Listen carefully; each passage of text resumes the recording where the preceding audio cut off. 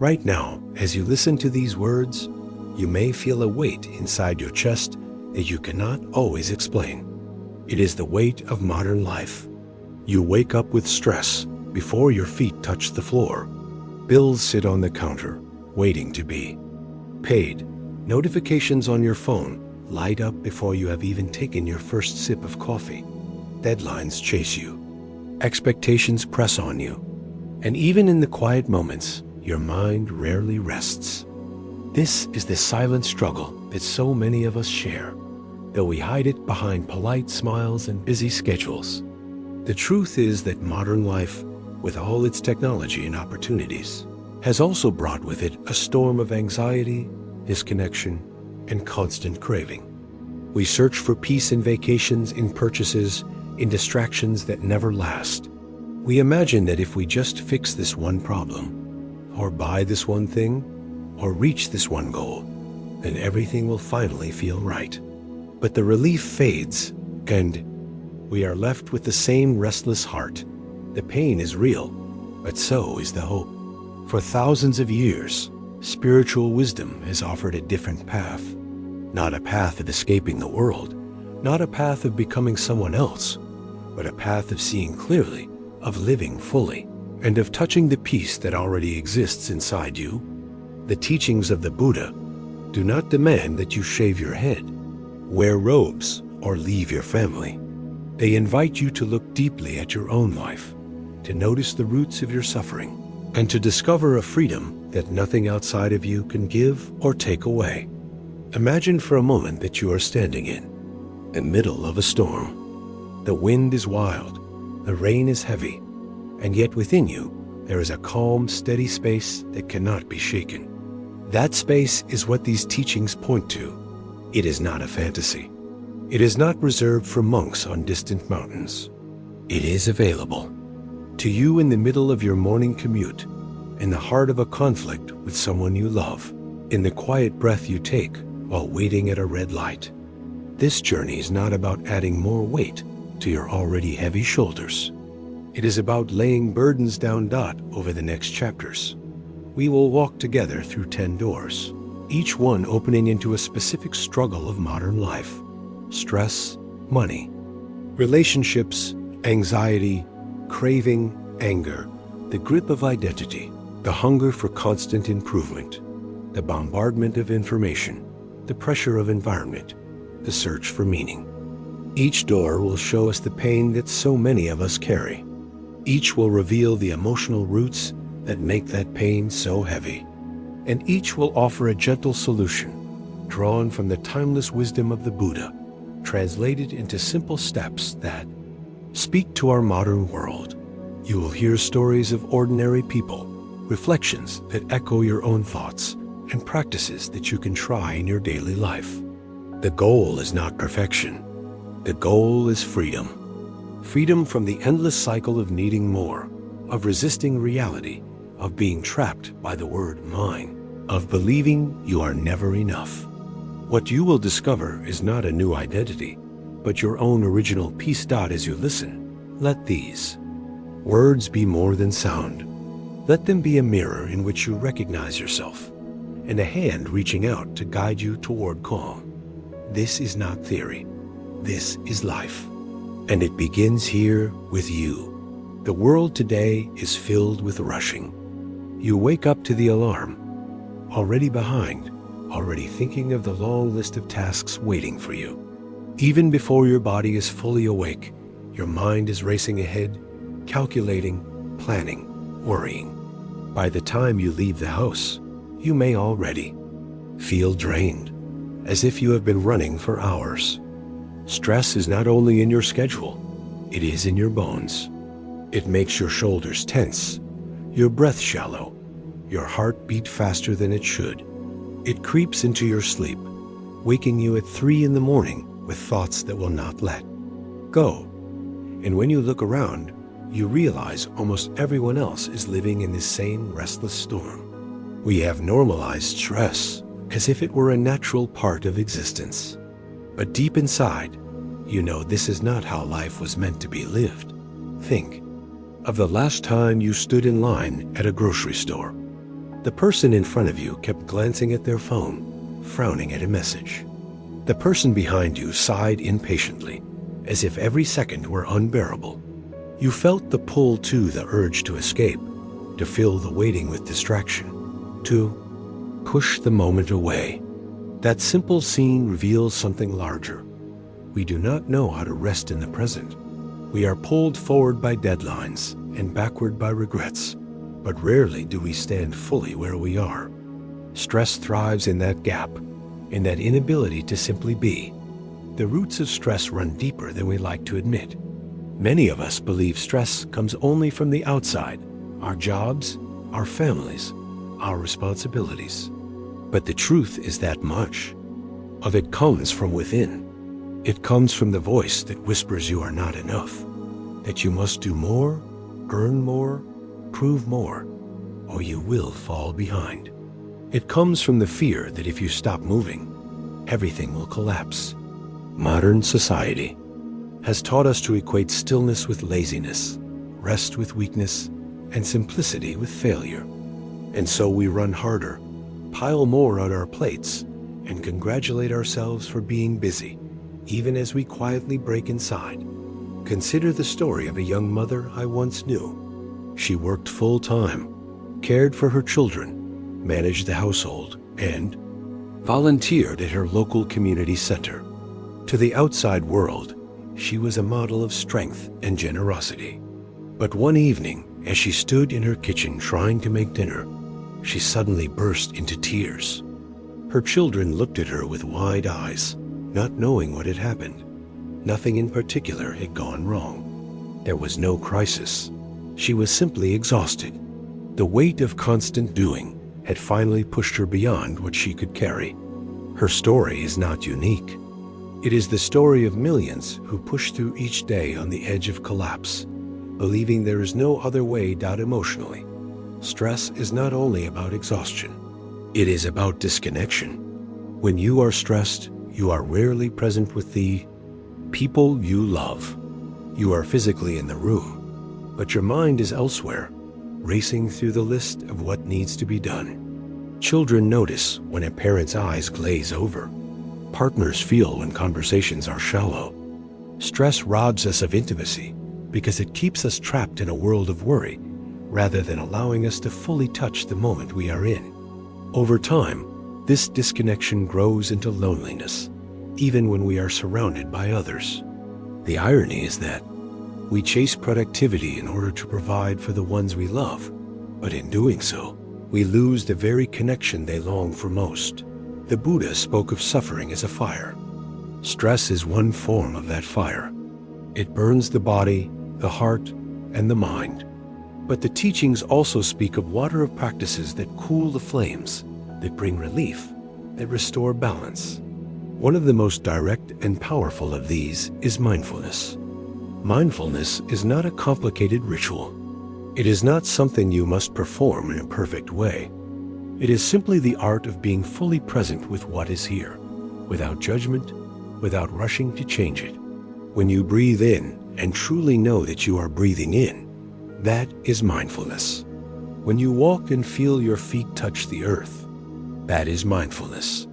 When you listen to a friend without planning your reply, that too is mindfulness.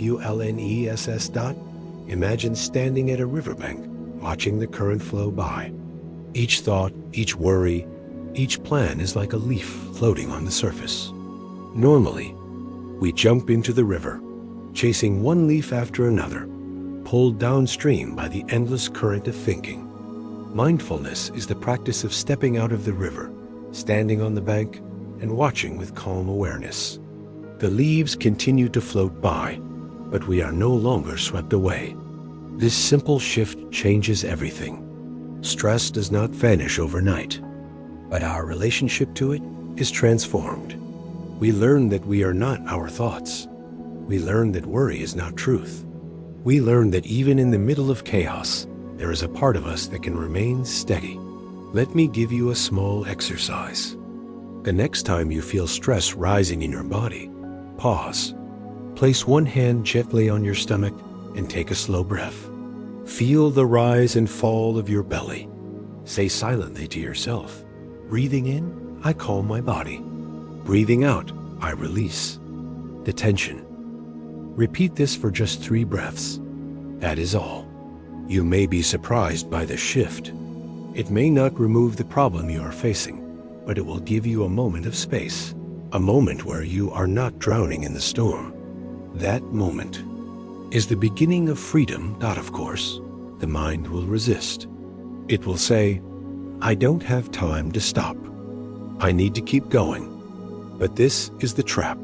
Stress thrives on the illusion of urgency. Mindfulness reveals that most of our rushing is unnecessary. The email can wait another 5 minutes. The task will not collapse if you take a breath.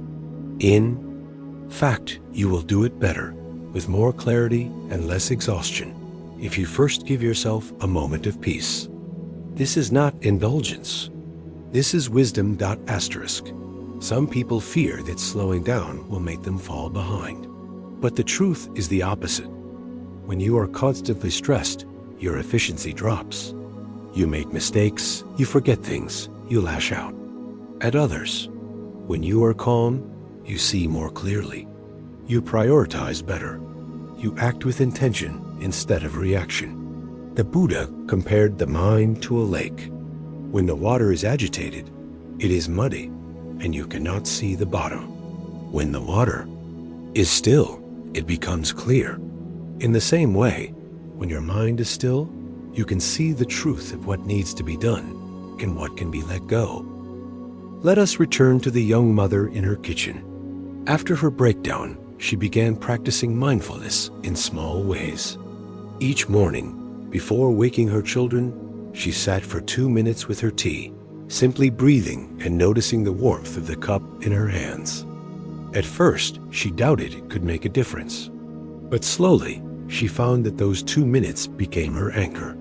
She began to bring the same awareness to washing dishes, to walking from her car to her office, to tucking her children into bed. Stress did not disappear from her life, but it no longer controlled her. She discovered moments of genuine joy, even in the middle of busy days. Her laughter returned, her eyes softened, and her children noticed. This is the quiet revolution of mindfulness. It does not require you to change your circumstances. It asks you only to change your relationship to them. Instead of fighting the storm, you learn to stand in it with calm. Instead of being a prisoner of stress, you become an observer of it. And slowly, what once felt unbearable becomes manageable, and what once felt heavy becomes light. As we move deeper into this journey, you will see that stress is just one form of suffering. Beneath it lie other forces: craving, anger, ignorance, attachment that fuel the fire of discontent. But by beginning here, with stress, we take the first step into freedom. For when you learn to meet the daily pressure of life with awareness and compassion, you unlock the door to peace that no external achievement can provide. Stress is not only an individual experience, it is also collective. When a workplace is filled with stress, it becomes contagious. One anxious manager spreads worry to the team. One exhausted parent passes irritability to the children. One restless student brings unease into the classroom. Like smoke filling a room, stress moves from one person to another until everyone is breathing in the same suffocating air. That is why learning to calm your own mind is not selfish. It is an act of service. When you breathe with peace, when you respond with patience, you create a ripple that eases the suffering of those around you. Think of a time when you walked into a room and immediately felt the tension. Perhaps it was a meeting where voices were raised.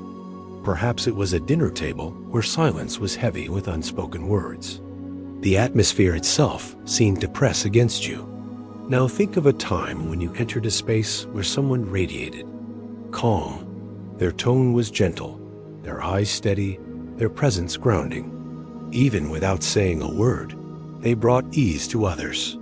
Stress may be contagious, but so is peace. When you cultivate calm within yourself, you become like a candle that lights other candles, spreading clarity without losing any of your own. This understanding leads us to a deeper truth. Stress is not inevitable. Society tells us that it is. We are told that is just life. Everyone is stressed. But the Buddha taught that suffering has causes. If something has a cause, it also has a path of release. Stress is not a permanent sentence.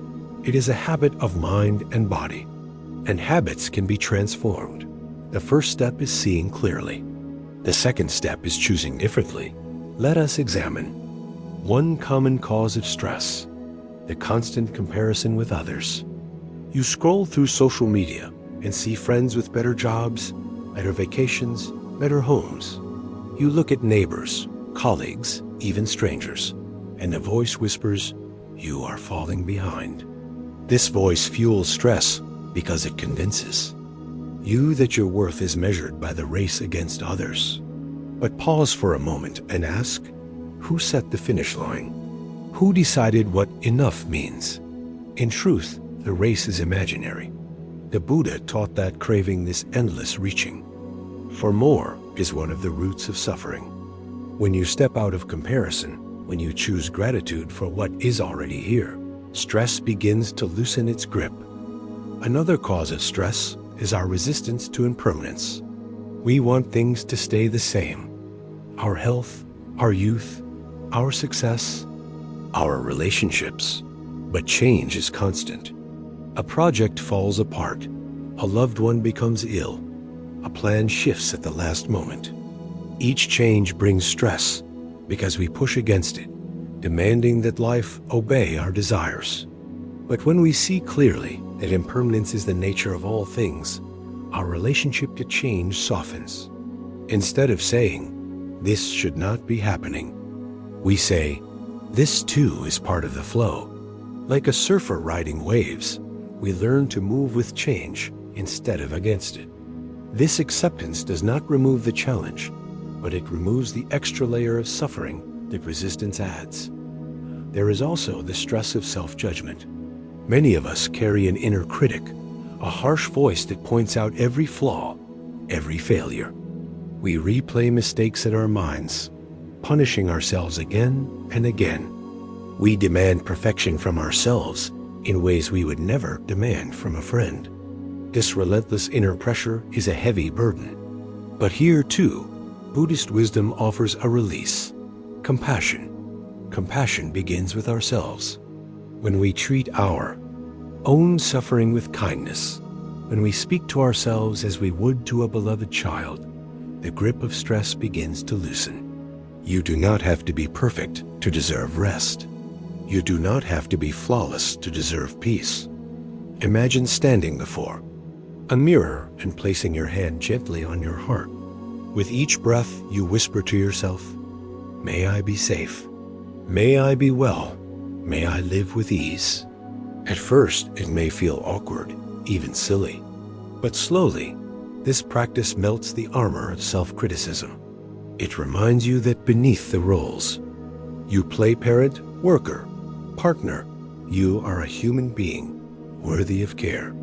And when you treat yourself with compassion, you naturally extend it to others, breaking the cycle of stress that flows through families, workplaces, and communities. Let us return to the image of fire. Stress is fire, mindfulness is water, compassion is shade, and wisdom is the cool breeze that changes the climate of our inner world. Together, they form a path of relief. You do not need to wait for retirement, for a vacation, or for everything to be perfect before you can rest. You can begin today with a single breath. Some may ask, but what about real problems? What about money, illness, injustice? These are real, and they do bring challenges. Buddhist teachings do not deny the difficulties of life. They acknowledge them fully. But they also remind us that meeting these difficulties with a stressed, scattered mind only multiplies the pain. Meeting them with a calm, clear mind gives us strength to respond wisely. Stress drains energy. Peace restores it. That is why learning to find peace in the middle of daily struggles is not escaping reality. It is preparing to face reality with resilience. Picture a firefighter entering a burning building. If their mind is frantic, they make mistakes, endangering themselves and others. If their mind is steady, they act with clarity, saving lives. In the same way, when your mind is steady, you can face even the hardest challenges with courage. Stress does not disappear, but it no longer controls you. You hold the fire without being consumed. This is the promise of the path. It is not a promise that life will become easy. It is a promise that you will no longer be crushed by the weight of it. Through mindfulness, compassion, and wisdom, you will discover a calm that cannot be shaken, a strength that does not depend on circumstances. And this strength will carry you, step by step, into greater freedom. As we close this first chapter, take one more breath. Feel the air enter and leave your body. Notice that for this moment, you are safe. For this moment, you are alive. Stress may return tomorrow, or even in the next hour. But now you know that peace is always one breath away. You are not powerless. You are not trapped. You are on the path. And this path will continue to reveal deeper layers of freedom as we turn to the next challenge of modern life, the relentless craving that keeps us forever unsatisfied. Power is a word we hear often. In modern culture, power usually means control. Control over money, control over people, control over circumstances. We admire those who rise to the top, those who accumulate wealth, those who can influence decisions. From childhood, we are told to strive for more, to compete, to climb the ladder. But there is another kind of power, one that is quiet, invisible, yet far more liberating. It is not the power to dominate others, but the power to free ourselves. The Buddha called it the power of compassion, the power of wisdom, and the power of letting go. Think for a moment of someone in your life who seemed powerful in the worldly sense. Perhaps it was a boss, a politician, or a celebrity. They had influence, they had attention, they had resources. But ask yourself, were they truly free? Or were they trapped by the very things that defined their status? Wealth demands protection. Fame demands maintenance. Authority invites constant threat. Often, those who appear powerful are actually the most bound-tied by fear of loss, by craving for more, by the endless need to uphold an image. Their hands may hold many things, but their hearts are never at rest. Now think of someone else, perhaps a grandparent, a teacher, or a humble neighbor. They may not have wealth or recognition. They may not even have many possessions. Yet in their presence, you felt safe. They listened without judgment. They saw clearly, speaking truth without cruelty. They held life lightly, unshaken by small inconveniences. This too is power, though it is a different kind of power. It is the power of inner freedom, a strength that does not depend on what can be gained or lost. The first of these liberating powers is compassion. Many people mistake compassion for weakness, as if to be compassionate is to be naive or soft. But true compassion is strong. It is the ability to remain open-hearted, even in the face of suffering. It is the courage to stand with another without running away or shutting down. In our stressful world, it often feels easier to turn away from pain, our own or others. We distract ourselves, numb ourselves, or harden ourselves. Compassion refuses to do that. Compassion looks suffering in the eye and says, "You are not alone." That is not weakness. That is tremendous power. There was once a nurse who worked in a busy hospital. Every day she met patients who were scared, angry, or in pain. Many of her colleagues became cynical, building emotional walls to protect themselves. But she chose differently. She decided to meet each patient with kindness, even if they shouted or resisted. At first, this seemed to cost her more energy, but over time, it became clear. Her compassion did not drain her, it fueled her. Patients calmed in her presence. Families softened. Even her co-workers found themselves more patient when she was around. Compassion gave her strength that cynicism never could.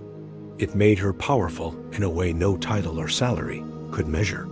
The second liberating power is wisdom. Wisdom is not the same as knowledge. Knowledge can be memorized, stored in books or devices.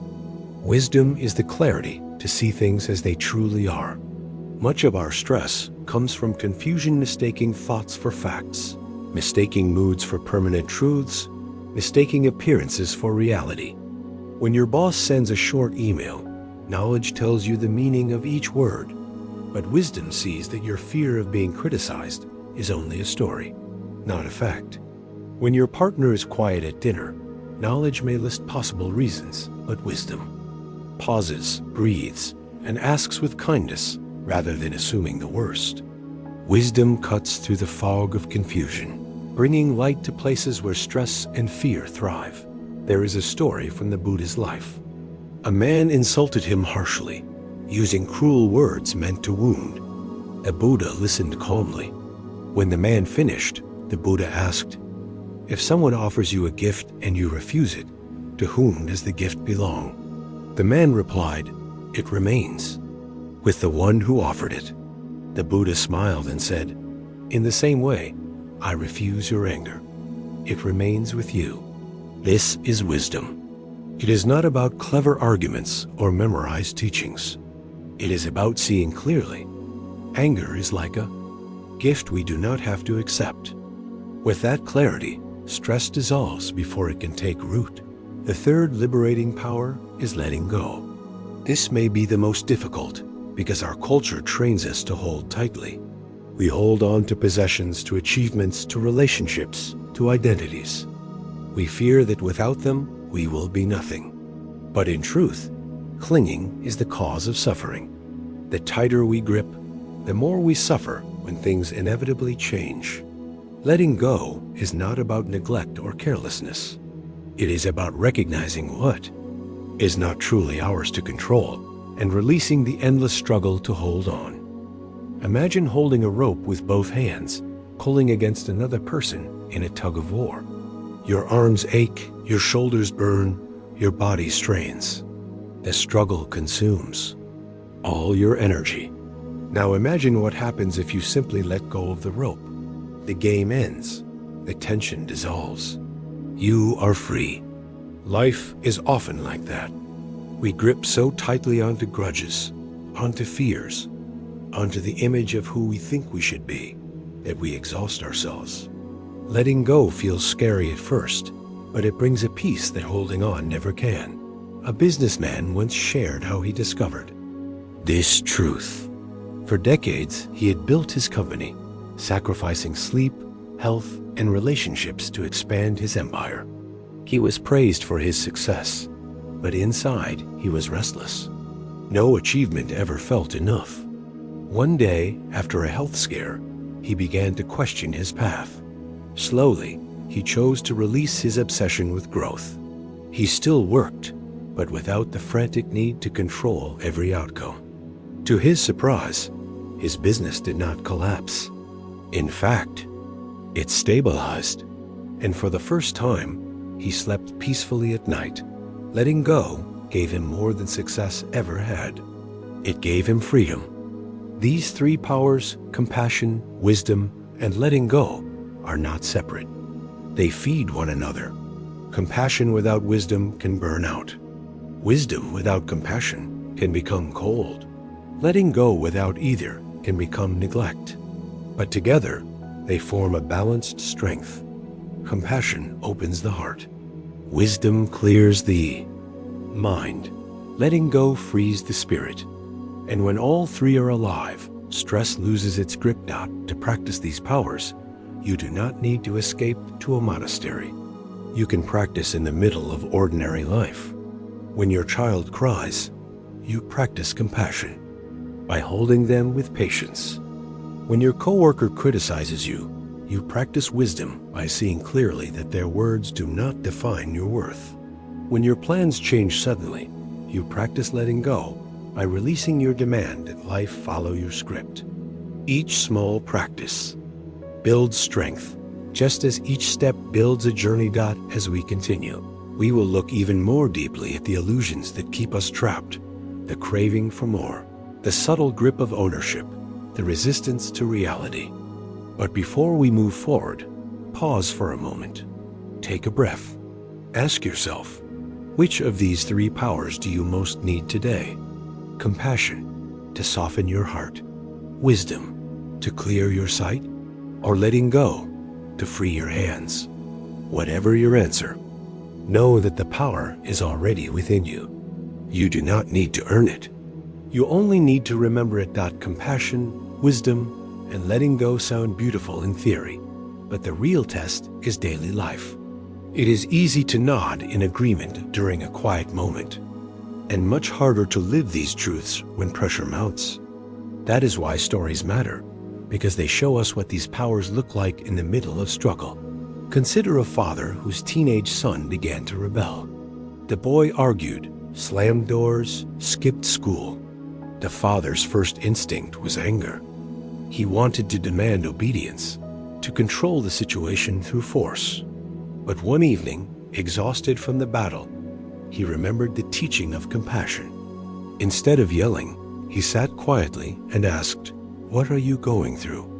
At first the boy resisted, but slowly, words spilled out fears about the future, loneliness at school, confusion about identity.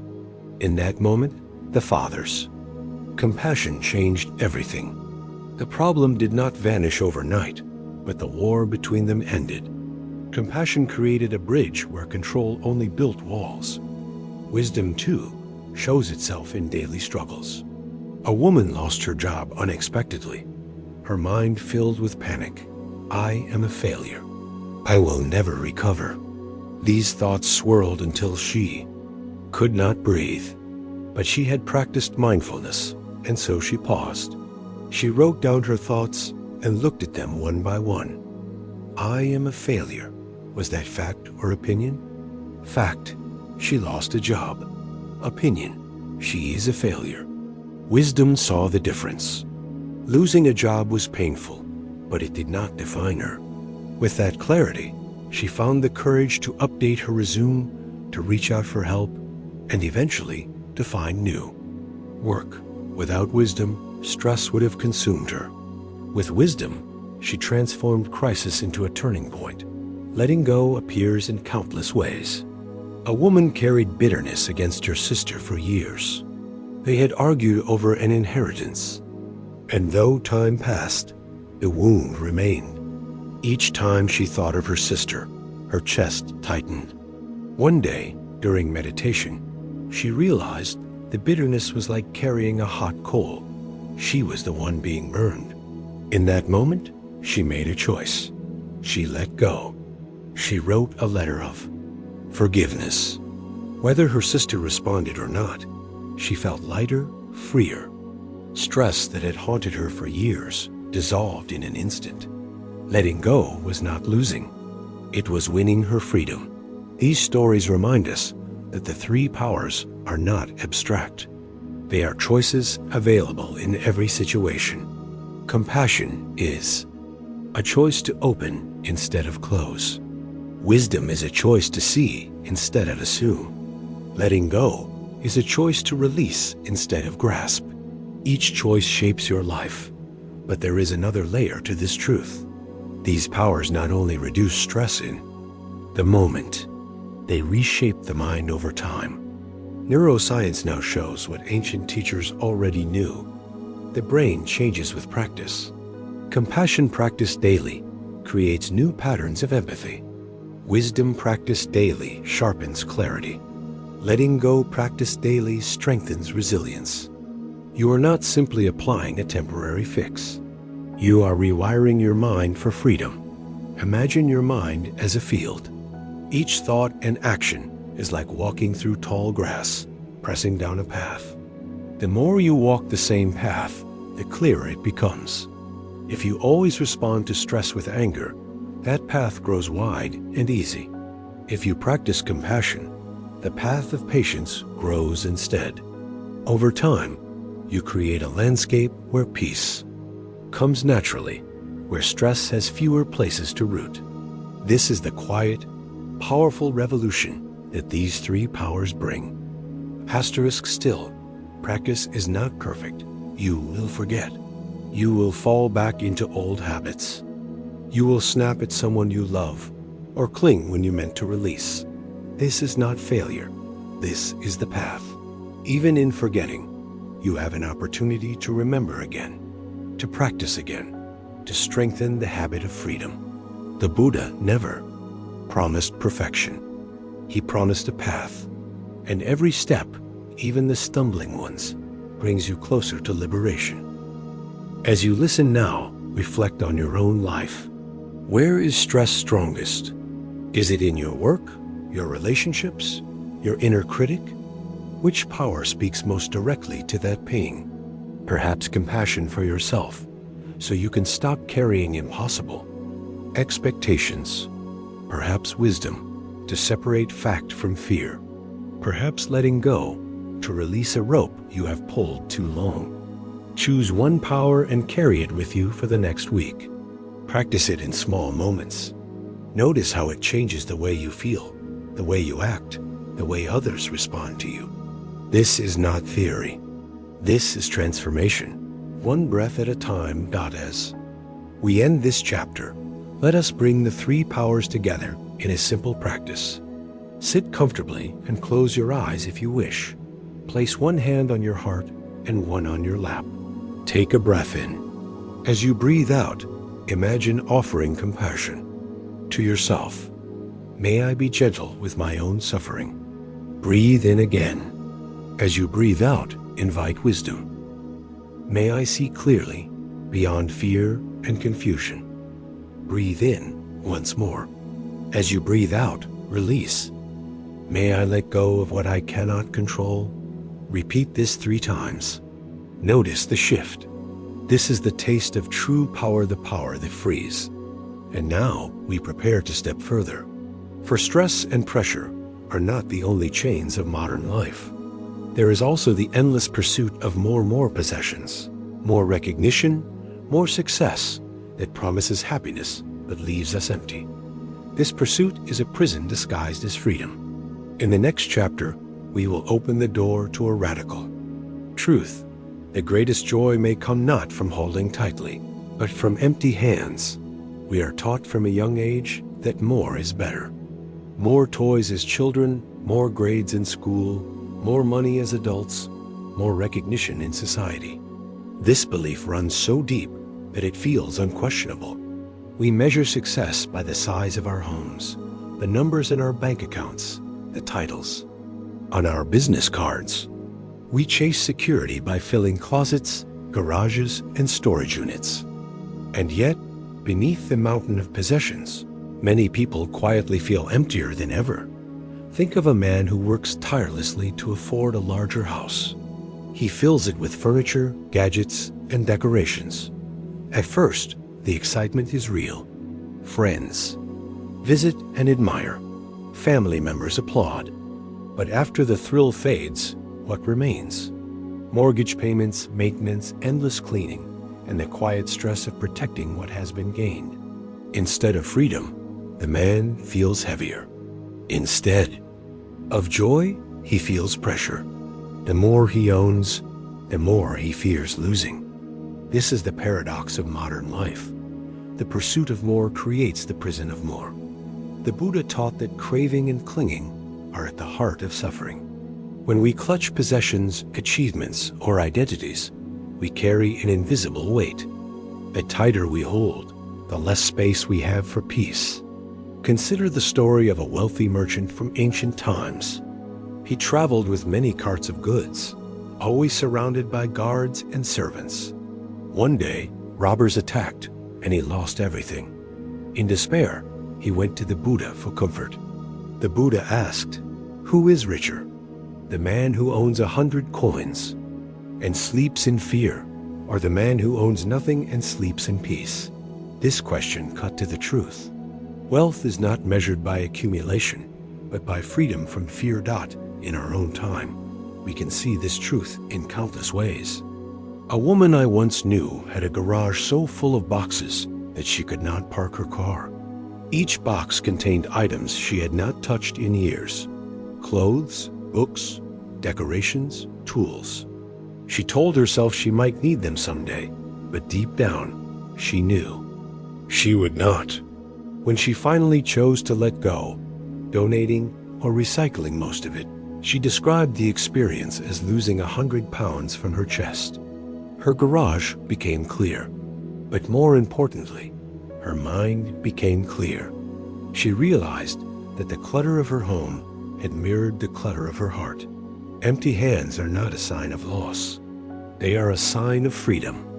Imagine walking a long trail with a heavy backpack filled with unnecessary items.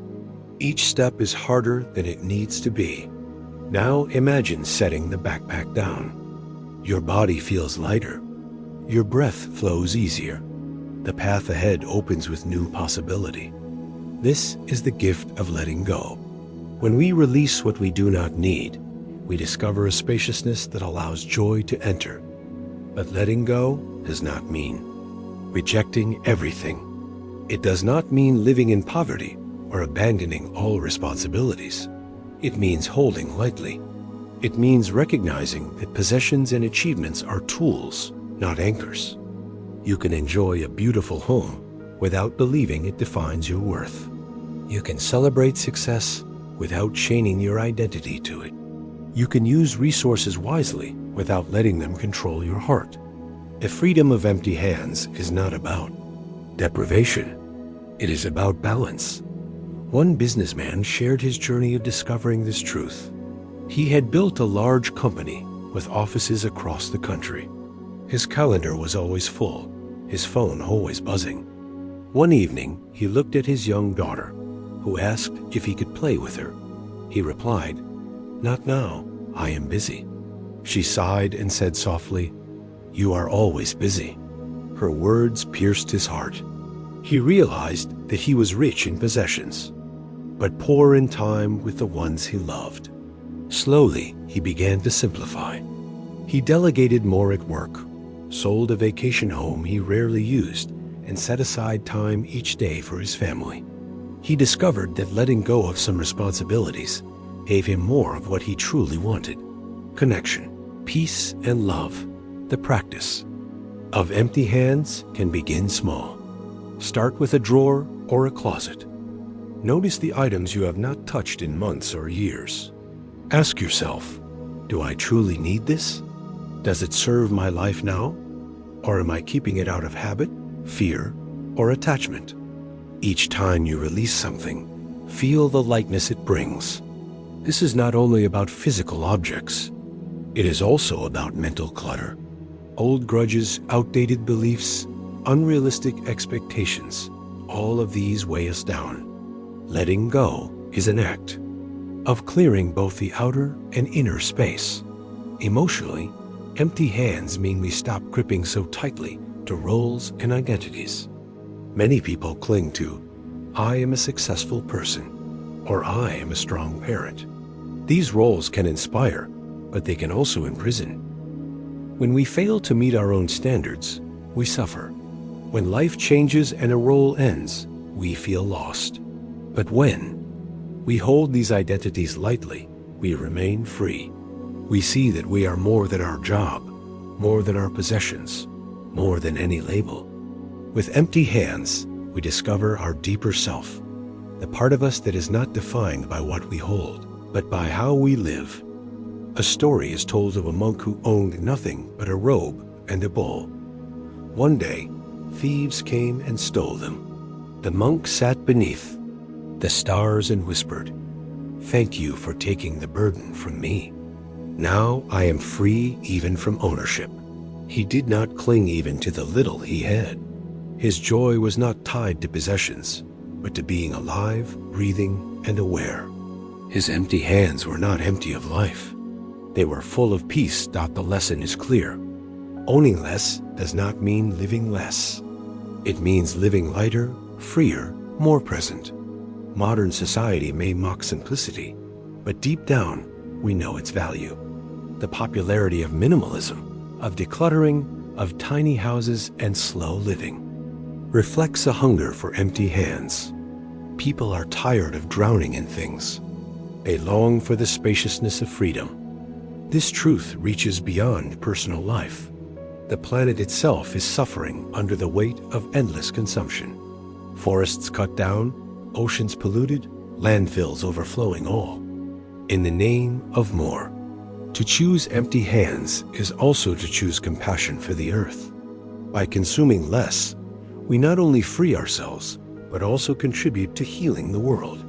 The Buddha taught interconnection. Our choices ripple outward.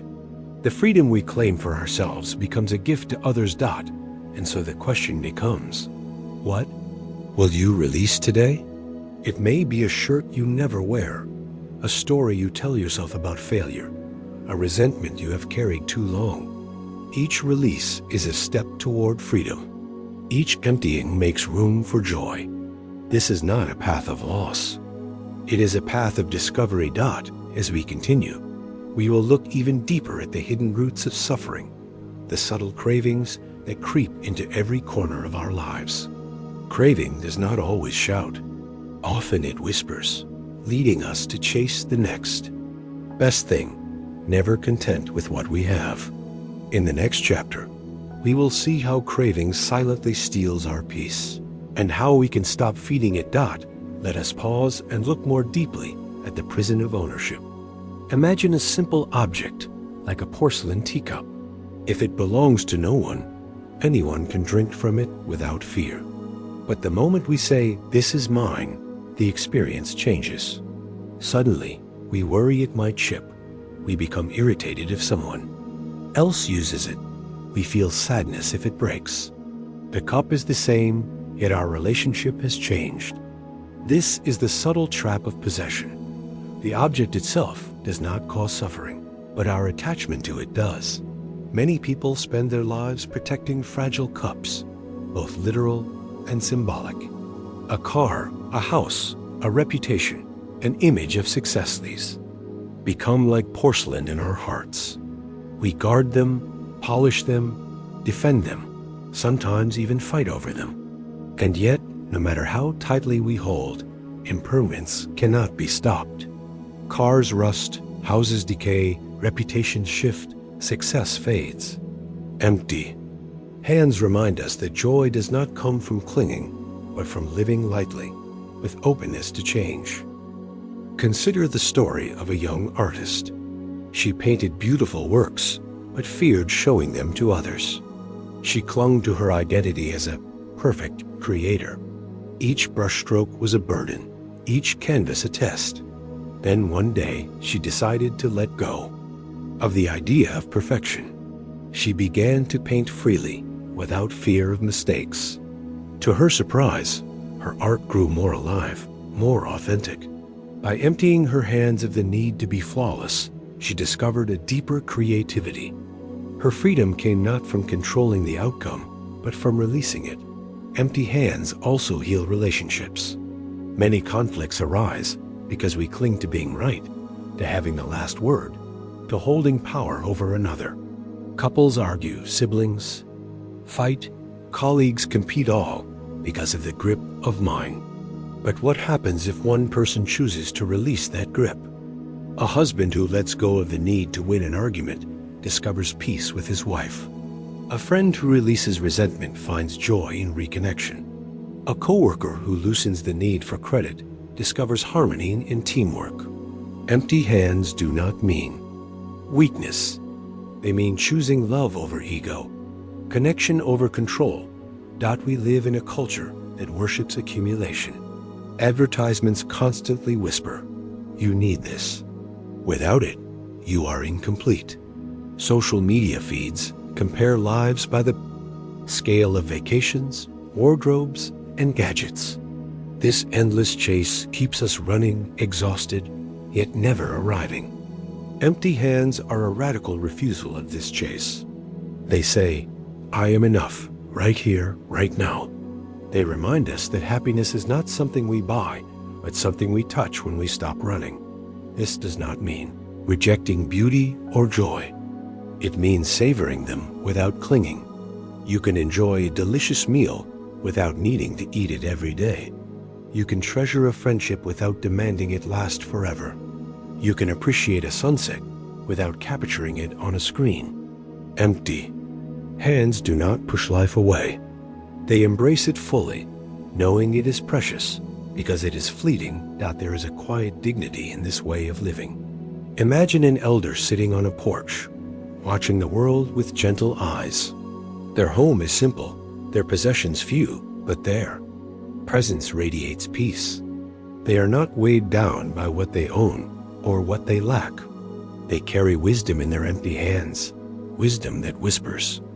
The less you grip, the freer you are. In truth, empty hands prepare us for the greatest transition of all, death. At the end of life, no matter how much we have accumulated, we leave with nothing. The hands that once held wealth, status, and possessions will be empty. This is not tragedy. It is reality. To live with empty hands now is to prepare for that final release with grace. When we practice letting go each day, death itself becomes less frightening because we have already learned the art of release. But let us not wait until the end to taste this freedom. We can begin today. Start by noticing what weighs on you. Is it a drawer stuffed with unused items? Is it a memory you cannot stop replaying? Is it an identity you feel pressured to uphold? Choose one thing to set down. Feel the relief in your body as you release it. Then notice the space that opens, the breath, the lightness, the quiet joy that fills the gap. This is the miracle of empty hands. Empty hands are not empty of life. They are full of possibility. When you stop gripping, you can reach for what truly matters: love, connection, presence, peace. These cannot be bought or lost. They live in the space you create when you let go. As we close this chapter, remember the businessman who simplified, the woman who cleared her garage, the monk who released even his bowl. Their stories are not distant fables. They are reminders that freedom is always one choice away. You too can unclench your fists. You too can discover the joy of living with less weight, less fear, less attachment. And now we turn to the next truth. If empty hands free us from possessions, what about the cravings of the heart and mind? Craving is subtler than ownership. It hides in every corner of our lives, pushing us toward the next, the better, the different. It is the quiet force that keeps us restless, even when our hands are already full. In the next chapter, we will explore craving itself, the subtle grip that keeps us reaching, and the path to release that craving at its root. We often imagine craving is something obvious, the desire for riches, for luxury, for grand success. But craving is far more subtle. It lives not only in the big dreams, but in the small moments of dissatisfaction that color our daily lives.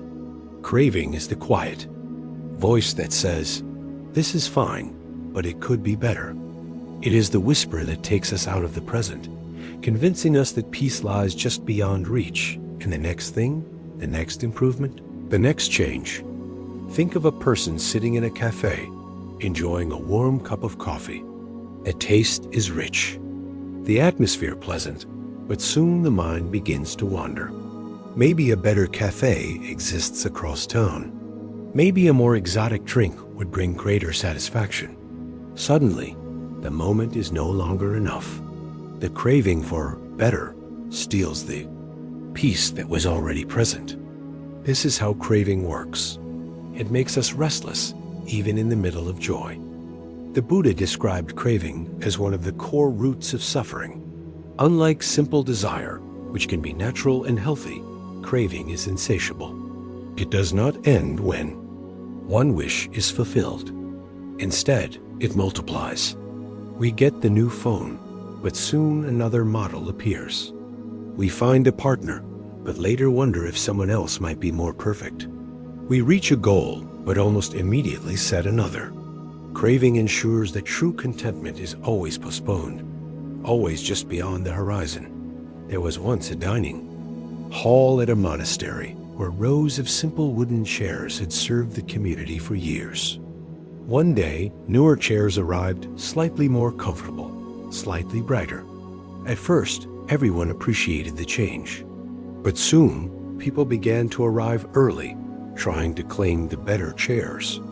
Quiet tension spread in what was once a peaceful space. The old chairs had been enough, but craving for small improvement created discontent. This is the subtle grip of craving. It does not shout, but it shifts our hearts, pushing us toward restlessness. Modern life amplifies this tendency. Advertisements are designed to trigger craving. Social media thrives on comparison, showing us images of people who appear happier, wealthier, more fulfilled. We scroll through endless feeds, each picture whispering, "You should have more. You should be more." Even when we know it is an illusion, we cannot help but feel the pull. This constant stimulation feeds craving, keeping us chasing shadows while ignoring the light already within us.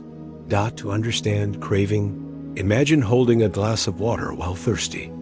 Desire says drink and be satisfied. But craving says, drink but never feel quenched. No matter how much you consume, it is never enough. Craving creates a cycle that traps us, always promising relief but never delivering it. It is like chasing the horizon. You can walk forever and never arrive, but there is another way. The Buddha offered a path not of suppression, but of awareness. When craving arises, we do not need to obey it blindly. We can pause and look at it directly. What is this craving? Where does it live in my body? What story is it telling me? Often, just by observing, we see through the illusion. We notice that the better chair is not truly necessary. We see that the restless urge for the next new thing is only a habit of mind. Awareness itself begins to dissolve craving's power. A young man once longed for the latest sports car. He imagined how people would look at him, how powerful he would feel. He worked overtime, saved relentlessly, and finally bought it. For a week, he was thrilled. Then, slowly, the excitement faded. Soon, another car caught his eye, even faster and more luxurious. In frustration, he asked his teacher why joy never lasted. The teacher replied, "It is not the car you wanted. It was the feeling of being complete. But no car can give you that. Only awareness can." The man realized his true craving was not for the object, but for a peace that possessions could not provide. Craving also hides in relationships. We crave affection, attention, validation. At first, love feels like a fountain that fills us. But soon, if we are not careful, craving takes over. We demand more from our partners, more time, more reassurance, more proof. Instead of cherishing what is shared, we focus on what is missing. Relationships suffer not because love is absent, but because craving distorts it. True love rests on appreciation, not grasping. When we loosen craving, we can finally see the gift of the person beside us, instead of longing for someone else, or something more. Even spiritual practice can fall into craving. A person begins meditation to find peace, but soon starts comparing. My sessions should be deeper. My mind should be quieter. I should be more enlightened. This craving for progress turns practice into another race, another trap. The Buddha warned against this. He taught that true practice is not about reaching some imagined state. It is about being fully present with what is here. The craving for enlightenment prevents the very enlightenment we seek. Asterisk, how then do we loosen the grip of craving? The answer is both simple and profound. Contentment. Contentment is the radical act of saying, this moment is enough. It does not mean we stop growing or caring. It means we release the restless urge for life to always be different. Contentment allows us to savor what we already have, a warm cup of coffee, a smile of a loved one, a breath filling our lungs. When we practice contentment, craving has no soil to grow in. A practice you can try is this. Each evening, before bed, name 3 things you are grateful for from the day. They do not need to be grand. A kind word, a meal, the sound of rain. By focusing on what is present, you retrain the mind to notice. Enough instead of longing for more. Over time, gratitude transforms craving into appreciation. Let us return to the dining hall with the new chairs. Imagine if, instead of rushing to claim the better seats, the monks had paused to appreciate both the old and new. Imagine if they said, "How fortunate we are to have a place to sit, to share meals, to live in community." Contentment would have dissolved the competition. Peace would have returned. This is the power of gratitude and awareness. They expose craving's illusions and restore calm. Craving will still arise. That is natural. The goal is not to eliminate desire, but to see it clearly and not be enslaved by it. You may still enjoy a new phone, a new meal, a new experience. But you no longer believe that your happiness depends on it. You hold it lightly, savoring without clinging. That is freedom. As we close this first half of the chapter, let us remember, craving is not a monster outside of us. It is a habit inside us. It grows when we feed it with attention and shrinks when we meet it with awareness. Empty hands and a grateful heart reveal what was always true. Peace is here, in this moment, waiting to be noticed. Craving often disguises itself as ambition. Society praises those who strive, who push harder, who never rest. We admire the athlete who breaks records, the entrepreneur who builds empires, the student who achieves perfect grades. But beneath the celebration, how often is there restlessness? How often is success followed by the gnawing sense that it is still not enough? Ambition can be healthy when guided by purpose and balance, but when driven by craving, it becomes a trap. It pushes us forward, but never allows us to arrive. Consider a young lawyer who worked late every night, chasing promotion after promotion. Each milestone brought applause, but no peace. She told herself, "Once I make partner, I will finally rest." But when the title came, her mind quickly shifted to the next level, the next competition. Years passed, and she realized she had been running a race with no finish line. What she truly craved was not a title, but a sense of worth. And that worth could never be earned from external rewards. It had to be discovered within. Craving is powerful because it often feels like hope.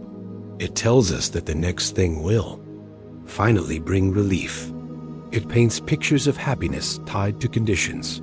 I will be happy when I lose weight, when I buy the house, when I find the partner, when I retire. But happiness tied to conditions is fragile. When the condition changes, joy disappears. True freedom comes from unconditional peace, the kind that is not dependent on circumstances. The Buddha pointed to this when he taught that peace is found not in having everything, but in letting go of the need for everything. Even in simple moments, craving whispers.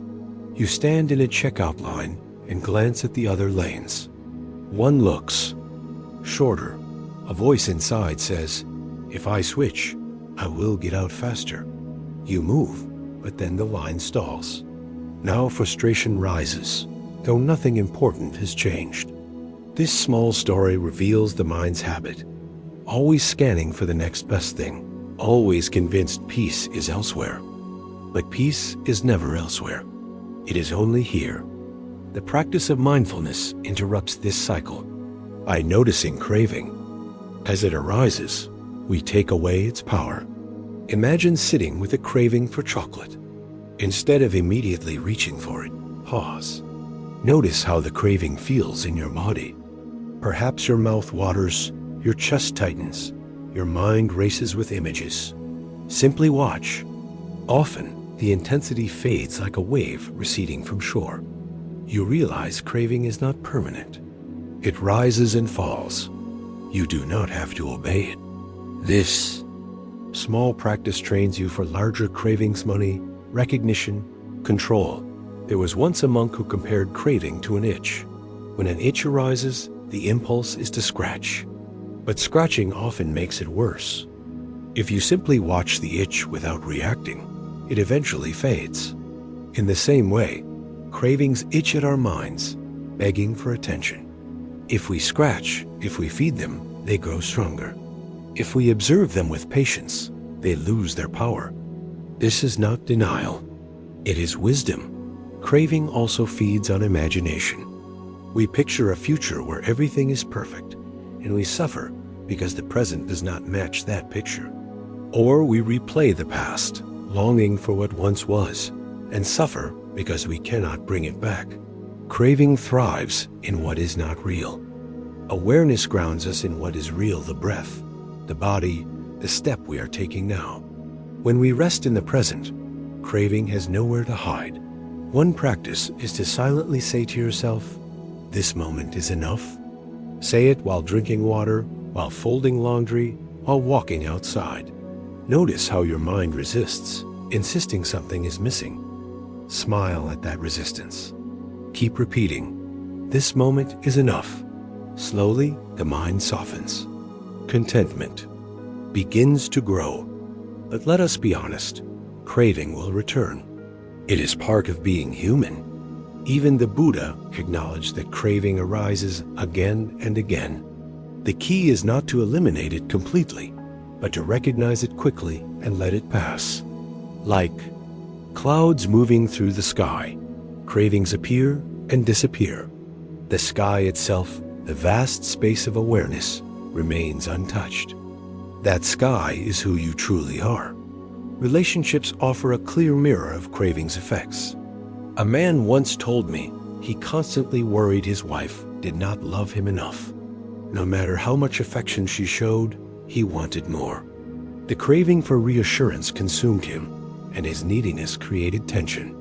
When he learned to pause and breathe through the craving, he realized love was already present. His wife's smile, her presence, her daily acts of care, these were enough. By releasing his grasping, he rediscovered the love that craving had. Hidden, craving can also turn inward.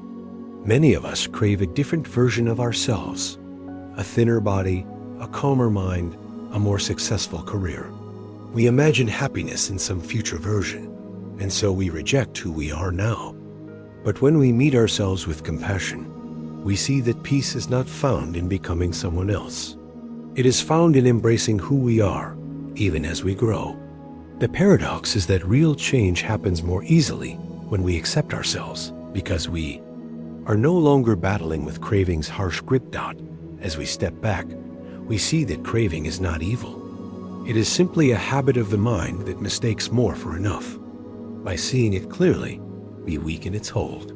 By practicing contentment, we plant seeds of joy. By embracing the present, we discover that what we sought outside was always inside. So, as we close this chapter, I invite you to take a breath. Feel the air filling your lungs. Ask yourself, what am I craving right now? Is it comfort, recognition, distraction? Can I pause and simply notice without chasing? For in that pause lies the beginning of freedom. And as we move forward, we will see how craving connects to its close companions, anger and ignorance. For when craving is not satisfied, frustration arises.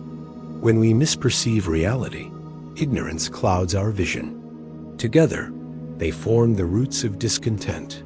In the next chapter, we will explore how resisting reality fuels suffering and how wisdom can open the door to peace. Craving does not live alone. It travels with companions, and together they weave the fabric of our suffering. When craving is thwarted, when reality does not match our desires, anger arises. And beneath both, craving and anger, lies ignorance, the fog that prevents us from seeing things as they truly are. These three, craving, anger, and ignorance, were described by the Buddha as the roots of discontent, the poisons that disturb the mind. Let us begin with anger. Many people imagine anger as loud shouting, slammed doors, or violent acts. But anger wears many faces. It can be the irritation you feel when traffic slows. It can be the tension in your jaw when someone interrupts you. It can be the quiet withdrawal when plans are changed without your consent. Anger does not always explode. Often it simmers, shaping our gaze in subtle ways. Picture yourself waiting at a cafe. The barista is slower than usual, and the line moves. At a crawl, a small voice in your head mutters, "Why can't they hurry? Don't they know I have places to be?" This is anger. It may not shout, but it pushes against reality. Anger says, "This moment should be different." And in that push, stress multiplies. What could have been a quiet pause for breath becomes a battlefield in your mind. Anger thrives on unmet craving. You crave efficiency, and the line is slow. You crave respect, and someone ignores you. You crave comfort, and the world gives you discomfort. Anger rises as a protest, a refusal to accept what is happening. But no matter how strong the protest, reality does not change. The traffic still moves slowly. The barista still takes time. The discomfort still exists. Anger only adds another layer of suffering to what was already there. Yet many of us cling to anger because it feels powerful. In the moment, anger creates a surge of energy, a sense of control. We raise our voice, we assert our will, and for a brief second, we feel strong. But that strength is an illusion. Anger often leaves damage behind. Hurt relationships, regret, shame, or even physical strain on our own bodies. Studies now show what wisdom has always taught: anger harms the one who carries it more than anyone else. It raises blood pressure, weakens the immune system, and erodes peace of mind. The Buddha once compared anger to holding a burning coal with the intent to throw it at someone else. In the end, the one who holds the coal is the one burned. This simple image captures the futility of anger. When we carry it, we carry pain. Letting go is not weakness. It is the wisdom to stop burning ourselves. Beneath anger and craving lies ignorance. In this context, ignorance does not mean lack of education. It means lack of clear seeing. It is the confusion that mistakes temporary moods for permanent truths. It is the blindness that takes our thoughts as facts, our fears as reality. Ignorance makes us believe that if only circumstances changed, we would finally be happy. It makes us cling to identities, possessions, and stories as if they could never change. Ignorance is like wearing dirty glasses. The world looks distorted, but we do not realize the problem is in our vision. Imagine receiving a short email from your boss. "See me tomorrow." No explanation, no details. Ignorance fills the gap with stories. "I am in trouble. I will be fired. I am not good enough." Anxiety builds, sleep disappears, stress consumes you. Yet when the meeting arrives, your boss simply wants to discuss a new project. The suffering of the night before came not from reality, but from ignorance mistaking thoughts for truth. Ignorance also fuels conflict. We misinterpret another's words, assuming malice when there was none. We mistake our perspective for the whole picture, blind to what others see. We cling to the belief that life should be stable, ignoring impermanence. In all these ways, ignorance shapes our reactions, creating pain where clarity could bring peace. The antidote to ignorance is wisdom, and wisdom grows through mindfulness. When we slow down and observe our thoughts, we begin to see their nature. We notice how quickly they change, how unreliable they can be. We notice that moods rise and fall like weather, and that we are not defined by them. This clear seeing breaks the spell of ignorance. It does not mean we suddenly know everything. It means we stop mistaking stories for reality. Together, craving, anger, and ignorance form a cycle. Craving says, I want this. When the want is not met, anger says, this should not be. And ignorance says, this is permanent. This is who I am. This is truth. Round and round the cycle goes, keeping us trapped in suffering. 2. Break the cycle. We must shine awareness on each link. We recognize craving and soften it with contentment. We notice anger and release it with compassion. We see ignorance and dissolve it with wisdom. One young man shared how this cycle showed up in his life. He craved recognition at work. When his ideas were ignored in meetings, he grew angry, resenting his colleagues. Ignorance whispered, they do not respect you. You are worthless. His stress grew heavy. Through mindfulness, he began to see the pattern. He noticed the craving for recognition and reminded himself, my worth is not dependent on their praise. He noticed anger rising and chose to breathe before speaking. He noticed the stories of ignorance and questioned them, asking, is this fact or fear? Slowly, the cycle weakened. His stress lessened. His clarity grew. These teachings are not meant to scold us. Craving, anger, and ignorance are natural human tendencies. We all experience them. The point is not to eliminate them overnight, but to see them clearly. Each time we recognize one of these poisons, we weaken its grip. Each time we respond with awareness instead of reaction, we take a step toward freedom. As you reflect now, ask yourself, where does craving show up in your life? Where does anger simmer, even in small ways? Where does ignorance blur your vision? Do not judge yourself. Simply notice. Awareness itself is already a form of liberation. And so we close this first half of the chapter. We have seen how craving, anger, and ignorance are intertwined, feeding each other and fueling stress.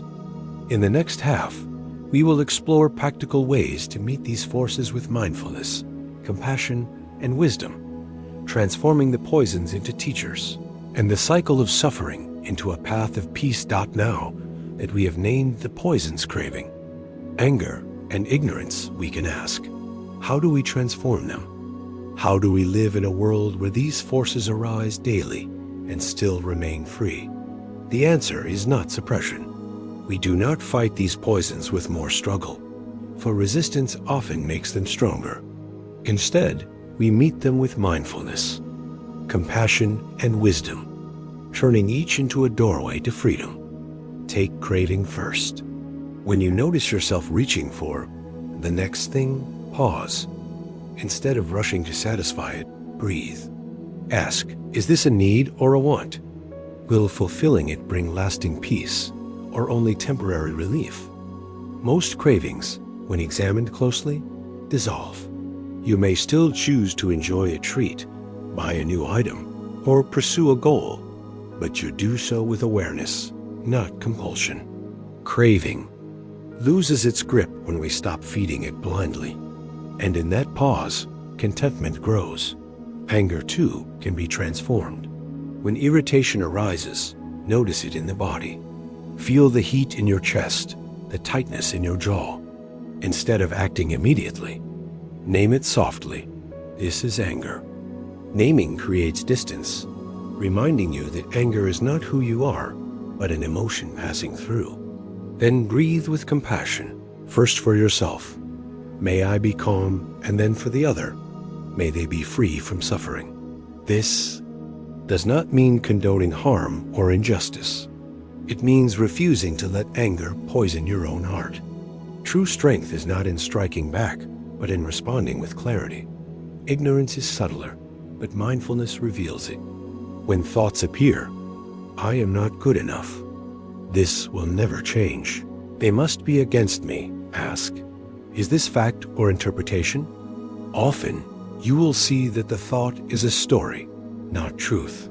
Like mist in the morning, it dissolves when the sun of awareness shines on it. Over time, wisdom grows. You see impermanence as natural, suffering as universal, and peace is possible in every moment. One man discovered this during meditation. He often battled anger toward his brother, replaying old arguments in his mind.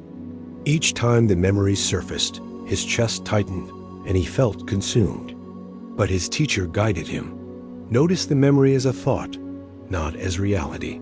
Feel the anger as a sensation, not as identity. Slowly, he saw the anger as energy moving through him, not as truth. With compassion, he whispered, "May I be free. May my brother be free." Over time, the anger softened. Forgiveness was not forced. It arose naturally from wisdom. This is the heart of transformation, turning poison into medicine. Each time craving, anger, or ignorance appears, we have a choice. We can feed them, and they will grow stronger. Or we can meet them with awareness, and they become teachers. Craving teaches us the beauty of contentment. Anger teaches us the strength of compassion. Ignorance teaches us the clarity of wisdom. Daily practice supports this transformation. Each morning, before the rush begins, take 3 breaths with awareness.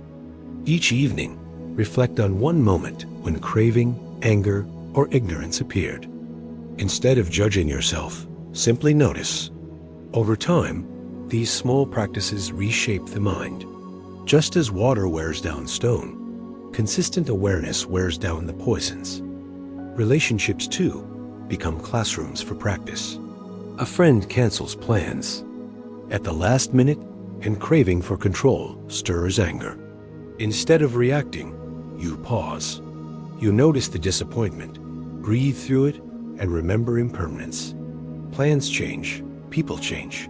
You respond with kindness. In that moment, craving loosens, anger fades, and wisdom shines. What could have been a cycle of resentment becomes a seed of peace. The Buddha once told his disciples, "Hatred is never healed by hatred. Only love heals hatred." This is not a poetic line. It is a practical truth. Anger answered with anger multiplies. Anger met with compassion dissolves. Craving answered with more craving intensifies. Craving met with contentment fades. Ignorance answered with more ignorance darkens. Ignorance met with wisdom illuminates. To live this way is not easy. It requires patience, humility, and practice, but the reward is immense. Instead of being a prisoner of emotions, you become their student. Instead of reacting blindly, you respond wisely. Stress no longer controls you. Peace becomes your foundation. As we close this chapter, take a moment to breathe.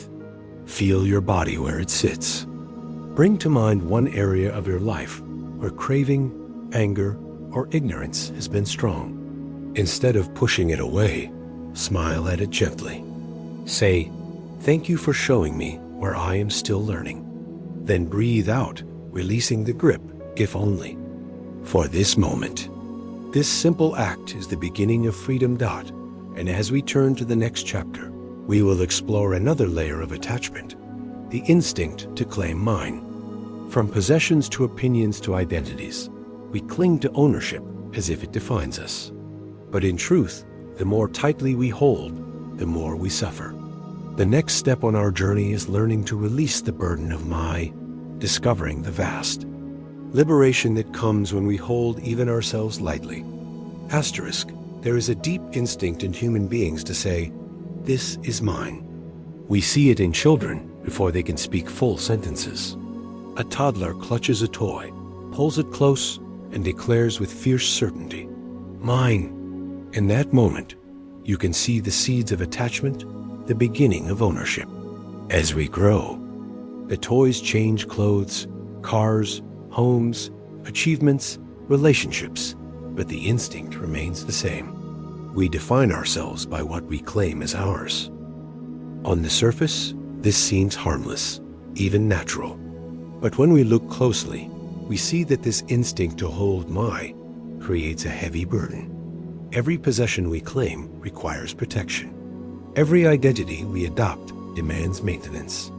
Every opinion we label as mine becomes a wall between us and others. The simple word "my" builds invisible cages around our lives. Consider a shared object, like a drinking cup in a workplace. If it is common, anyone can use it freely. But the moment someone engraves their name on it, my cup, the relationship changes. Now there is worry if someone else uses it, frustration if it goes missing, disappointment if it breaks. The same cup, but now filled with anxiety. This is the subtle weight of mind. The same pattern extends to our ideas.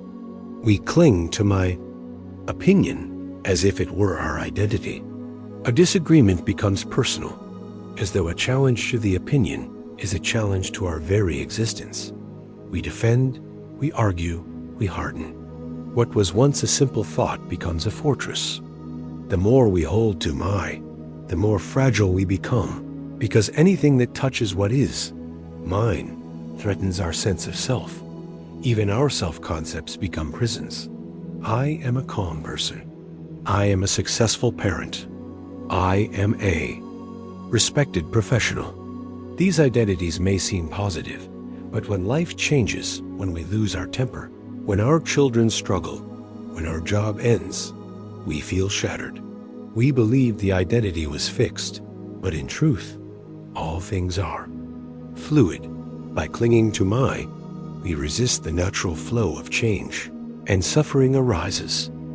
A story is told of a monk who once had a simple porcelain bowl.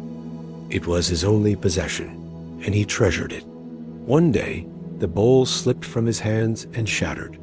At first, sorrow rose in him, but then he smiled and said, "Of course, bowls break." He realized the bowl was never truly his. It was always temporary, always subject to impermanence. By letting go of my bowl, he freed himself from sorrow. In modern life, this lesson is even more urgent. We are surrounded by possessions, each one claimed as mine. The car in the driveway, the phone in the pocket, the house with our name on the deed. With each, we carry an invisible thread of worry. Will it last? Will it be taken? Will it lose value? Ownership becomes not only pride, but also fear. The more we own, the more we are owned. And it is not only things. We cling to my success, my reputation, my story. These intangibles weigh as heavily as objects. A businessman who identifies with success suffers deeply when the market shifts. A student who defines herself by grades feels worthless after one failure. A woman who builds her identity on beauty struggles when age changes her body. The grip of my makes us fragile because life is change, and change will always touch what we cling to. The Buddha taught that freedom comes when we hold lightly. This does not mean neglect. You can care for your possessions, nurture your relationships, and honor your roles. But you do so with the awareness that they are not truly mine. They are borrowed, temporary, part of the flow of life. When we loosen the grip of my, we discover spaciousness. We find peace not by owning, but by being. Imagine holding sand in your palm. If you clutch tightly, the sand slips through your fingers. If you hold gently, the sand rests easily in your hand. Life is like that. When we cling, we lose. When we hold lightly, we can enjoy what is here without fear. A young woman once told me about her struggle with identity. She prided herself on being the strong one in her family, the one who always held things together. But when she went through a period of depression, she felt she had failed. "If I am not strong," she said, "then who am I?" Slowly, through practice, she learned to release the grip of my identity. She saw that strength and weakness both flow through all of us. She was not a fixed role, but a living being, changing moment by moment. With that realization, the pressure lifted. She no longer had to perform an identity. She could simply live. This freedom extends even to the deepest levels of self. We say, "My body, my mind, my life." But when we look closely, are they truly ours? The body changes without our consent. Hair grays, skin wrinkles, illnesses arise. The mind shifts with moods, thoughts, memories, dreams. Life itself comes and goes in a span we cannot control. To cling to my, in these cases, is to fight against nature. But when we soften, when we see that body, mind, and life are part of a vast flow, we find peace. We discover that freedom does not come from ownership, but from belonging to the earth, to the moment, to existence itself. Letting go of my is not cold detachment. It does not mean rejecting love or responsibility. It means loving without clinging, caring without fear, living without chains. A parent who loosens the grip of my child loves more freely, supporting the child's growth without suffocating control. A partner who releases the grip of my relationship enjoys companionship without demanding perfection. A person who lets go of my success works with joy rather than anxiety. As we continue, we will explore how this release of my opens the door to a deeper wisdom, that we are not fixed beings but fluid, ever-changing. This realization is not frightening, it is liberating. For when we stop trying to freeze ourselves into rigid identities, we discover the natural freedom of simply being alive. The grip of my is subtle and often invisible, yet it influences nearly every thought and action. To free ourselves, we must learn to see it clearly in daily life. Think of the workplace. A team shares responsibility for a project. At first, everyone contributes with energy. But soon, someone begins to cling to my idea, my credit, my role. Tension arises. Collaboration fades. Stress grows. What began as a shared effort becomes a battlefield of egos. The suffering here is not from the project itself, but from the possessiveness of my. Now imagine the same team with a different spirit. Our work, our learning, our shared success. The energy shifts. Stress softens. Peace returns. We can see the same pattern in relationships. Arguments often begin not with great offenses, but with small clashes of ownership. My way, my opinion, my right. A husband clings to my plan for the evening, while a wife clings to my expectation of rest. Conflict arises.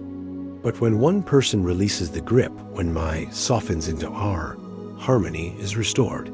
This does not mean silencing yourself or ignoring needs. It means recognizing that clinging creates division, while letting go creates connection. Even in solitude, my weighs heavily. We sit in meditation and think, my practice should be deeper. My mind should be calmer. My progress should be faster. These thoughts create frustration, yet they are only another form of clinging. Meditation is not about polishing my self. It is about releasing the self, resting in awareness that is vast and free. The less we grip, the more naturally peace arises. There is a story of a wandering monk who carried a small teacup. He loved this cup dearly, calling it my companion. One day, while traveling, he stumbled, and the cup shattered on the ground.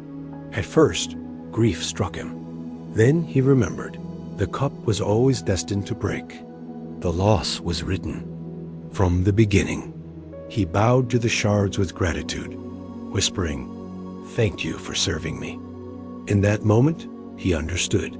Nothing is truly mine. All is borrowed. All is temporary. And in that letting go, his heart expanded. This wisdom can be practiced in simple ways. Begin with words. Notice how often you say, my in a day. My phone, my car, my opinion, my success. Each time, pause and reflect. Is it truly mine? Or is it something passing through my life? The phone will one day belong to someone else. The car will wear down. Opinions will change. Success will fade. Even the body will eventually return to the earth. By softening the grip, you discover a new lightness. Practice also with generosity. When you give freely without clinging to my money or my time, you taste the joy of release. Generosity is not only about helping others, it is about freeing yourself from the chains of ownership. Each act of giving is a small liberation. Perhaps the deepest challenge is releasing myself. We all carry an image of who we are. I am this kind of person. But this self is not solid. It is a collection of memories, habits, and perceptions, constantly changing. The Buddha taught that clinging to a fixed self is one of the greatest illusions. When we release it, we discover that we are not bound by past mistakes, not trapped by labels, not limited by identities. We are free to grow, to change, to be. A man once described how this shift transformed his life. For years he introduced himself as an anxious person. It became his identity, his cage. Every time stress arose, he told himself, "This is just who I am." But through practice, he began to see that anxiety was not my permanent self. It was a passing state, like a storm moving through the sky. He learned to watch it rise and fall without clinging. Slowly, the identity of my anxiety dissolved, and with it, much of the suffering. Releasing my does not mean we stop caring. It means we care more wisely. Parent who releases my child does not stop loving. They love more freely, supporting the child's growth without trying to control it. A leader who releases my authority does not abandon responsibility. They lead with humility and service. A person who releases my possessions does not reject beauty. They enjoy it without fear of loss. When we live without the heavy grip of my, we become lighter, freer, more connected. Stress loses much of its power because so much of stress is rooted in protecting what we think we own. With empty hands, we discover that joy does not depend on possessions or identities. It depends on presence, compassion, and wisdom. As we close this chapter, pause for a small reflection. Place your hands in front of you, palms open. Imagine all the things you cling to: possessions, opinions, identities resting in your hands. Then slowly turn your hands over and let them fall. Breathe deeply. Feel the space that opens. This is the freedom of releasing my. And now we prepare to continue. For if my is the root of clinging, then the endless demand for more is its fuel.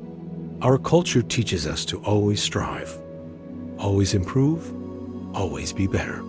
But this hunger for constant improvement can itself become a prison.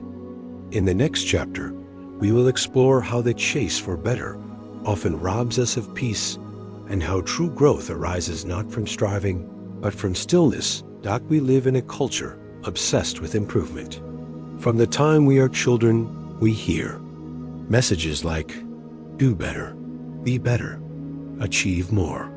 Schools measure worth by grades, workplaces by promotions, society by status. Everywhere, there is the unspoken demand. Who you are today is not enough. You must always become more. At first glance, this seems positive. Growth can be good. Striving can push us to learn, to create, to discover. But when the hunger for improvement becomes endless, it turns into another form of craving, another prison, disguised as freedom. Instead of inspiring us, it exhausts us. Instead of making us whole, it convinces us that we are perpetually incomplete. Consider the young man who spends hours at the gym, sculpting his body to perfection. He begins with healthy motivation to be strong, to feel well. But soon, the mirror becomes a judge. Each glance reveals new flaws. No matter how much he improves, he never feels finished. His body may grow stronger, but his heart grows weaker, trapped in the cycle of not enough. Or the woman who chases career success. She works tirelessly, climbing the ladder of recognition. Each promotion brings joy, but only for a moment. Soon, the joy fades, replaced by the hunger for the next level. Her family waits for her attention. Her body aches with fatigue. Her spirit longs for rest. But the voice of improvement says, "Not yet. You must do more." She is praised by the world, but inside she feels hollowed out. This is the danger of endless self-improvement.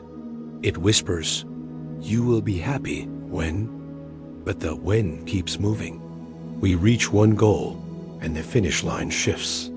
We become trapped in what the Buddha called the endless cycle of suffering, always chasing, never arriving. True growth, according to Buddhist wisdom, is different. It is not about piling more on top of ourselves. It is about uncovering what is already within. Like a sculptor chiseling away stone to reveal the statue hidden inside, real growth is not adding but releasing. It is the growth of becoming lighter, freer, more authentic. Imagine a garden. If we constantly add fertilizer, more and more, without pause, the soil becomes toxic. Growth is not forced. It arises when conditions are balanced: sunlight, water, space, time. In the same way, our own growth flourishes when we balance effort with rest, striving with stillness, ambition with acceptance. The Buddha once said, "You cannot hurry the sunrise. No matter how much you crave light, the sun will rise at its own pace." In the same way, our path unfolds naturally. We can prepare the soil, but we cannot demand blossoms before their time. When we push too hard, we harm ourselves. When we allow, growth comes gently, in harmony with life. One student shared her journey of meditation. At first, she demanded progress: longer sits, deeper concentration, higher states. She judged herself harshly when her mind wandered. But her teacher smiled and said, "Your practice is not about reaching some ideal. It is about being with yourself as you are." Slowly, she let go of the hunger for improvement. She began to notice the small joys: one breath of calm, one moment of clarity. Over time, her practice deepened not through force, but through gentle presence. This lesson applies to all of life. We do not need to reject improvement, but we must transform our relationship to it. Growth is not about proving worth. It is about discovering wholeness. Effort is not about forcing change. It is about cultivating conditions where change can arise naturally. Think of a musician practicing an instrument. If they practice only to impress others, the music becomes strained. But if they practice out of love for sound, for beauty, for expression, the music flows freely.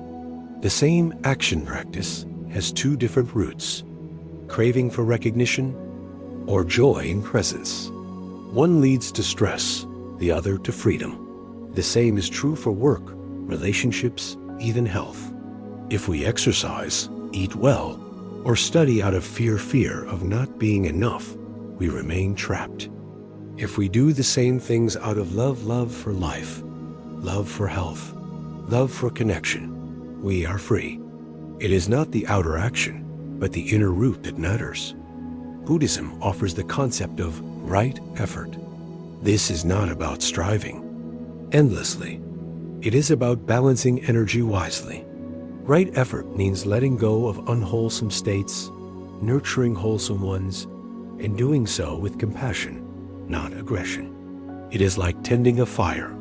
Too little wood, and the fire dies. Too much, and it smothers. The art is in the balance. In modern times, this teaching is more relevant than ever. Self-help books, motivational talks, and advertisements constantly urge us to optimize every part of life. We are told to hack our sleep, our productivity, our relationships, even our happiness. Improvement becomes a market, and we become its customers. But beneath the glittering promises lies the same trap: the belief that who we are now is never enough. What if we tried a radical experiment? What if, just for today, we stopped trying to improve ourselves? What if we said, "I am enough right now as I am"? This does not mean we stop learning or growing. It means we root our growth in acceptance, not deficiency. We move forward not because we are broken, but because we are whole and want to express that wholeness more fully. A story is told of a monk who is asked how long it takes to reach enlightenment. He replied, "It depends. If you strive with great force, it may take 20 years. If you relax into practice, it may take 10. The student was puzzled. The monk explained, "When you strain, you create tension. When you allow, wisdom unfolds naturally." This is the paradox. The less we force improvement, the more we truly grow. When we drop the whip of not enough, we open to the joy of simply being alive. Growth becomes like breathing, natural, effortless, flowing. As we close this first half of the chapter, reflect on your own life. Where are you chasing improvement out of fear? Where are you pushing yourself because you believe you are incomplete? Can you pause, breathe, and whisper to yourself, "I am enough"? Notice the relief that comes with those words. That relief is the soil where real growth begins. In the next half, we will explore how to integrate this wisdom into daily life, how to balance effort and ease, and how to transform the hunger for improvement into a path of joy. The hunger for improvement often hides beneath noble language. We say, "I am just trying to reach my potential," or "I want to be the best version of myself." These phrases sound positive, but beneath them can live a quiet despair, the assumption that who we are now is unworthy. When improvement is driven by this hidden shame, it becomes a never-ending chase. No matter how far we run, peace remains one step ahead. True growth comes not from shame, but from acceptance. Acceptance does not mean resignation. It does not mean giving up. It means beginning where we are, with honesty and kindness. A seed does not become a tree overnight. It grows because it is nurtured, not because it is shamed for being small. In the same way, our growth unfolds naturally when we nurture ourselves with patience, compassion, and presence. Imagine two students learning to play the piano. One practices with harsh self-criticism, scolding every mistake. "I am terrible. I must try harder." The other practices with gentle curiosity. "That note was off. Let me slow down and try again." Both may improve, but their journeys feel very different. The first is filled with stress and self-doubt. The second is filled with joy and discovery. In the end, it is not only the skill that matters, but the heart with which it is developed. This lesson is crucial in relationships as well. Many couples fall into the trap of endless improvement. One partner constantly points out flaws in the other. "You should listen more. You should change your habits. You should be more romantic." While growth in a relationship is healthy, constant demand creates tension. The underlying message, "You are not enough," erodes love. But when improvement arises from mutual care, "I love you and I want us to grow together," it strengthens the bond. Growth rooted in love brings peace. Growth rooted in criticism brings suffering.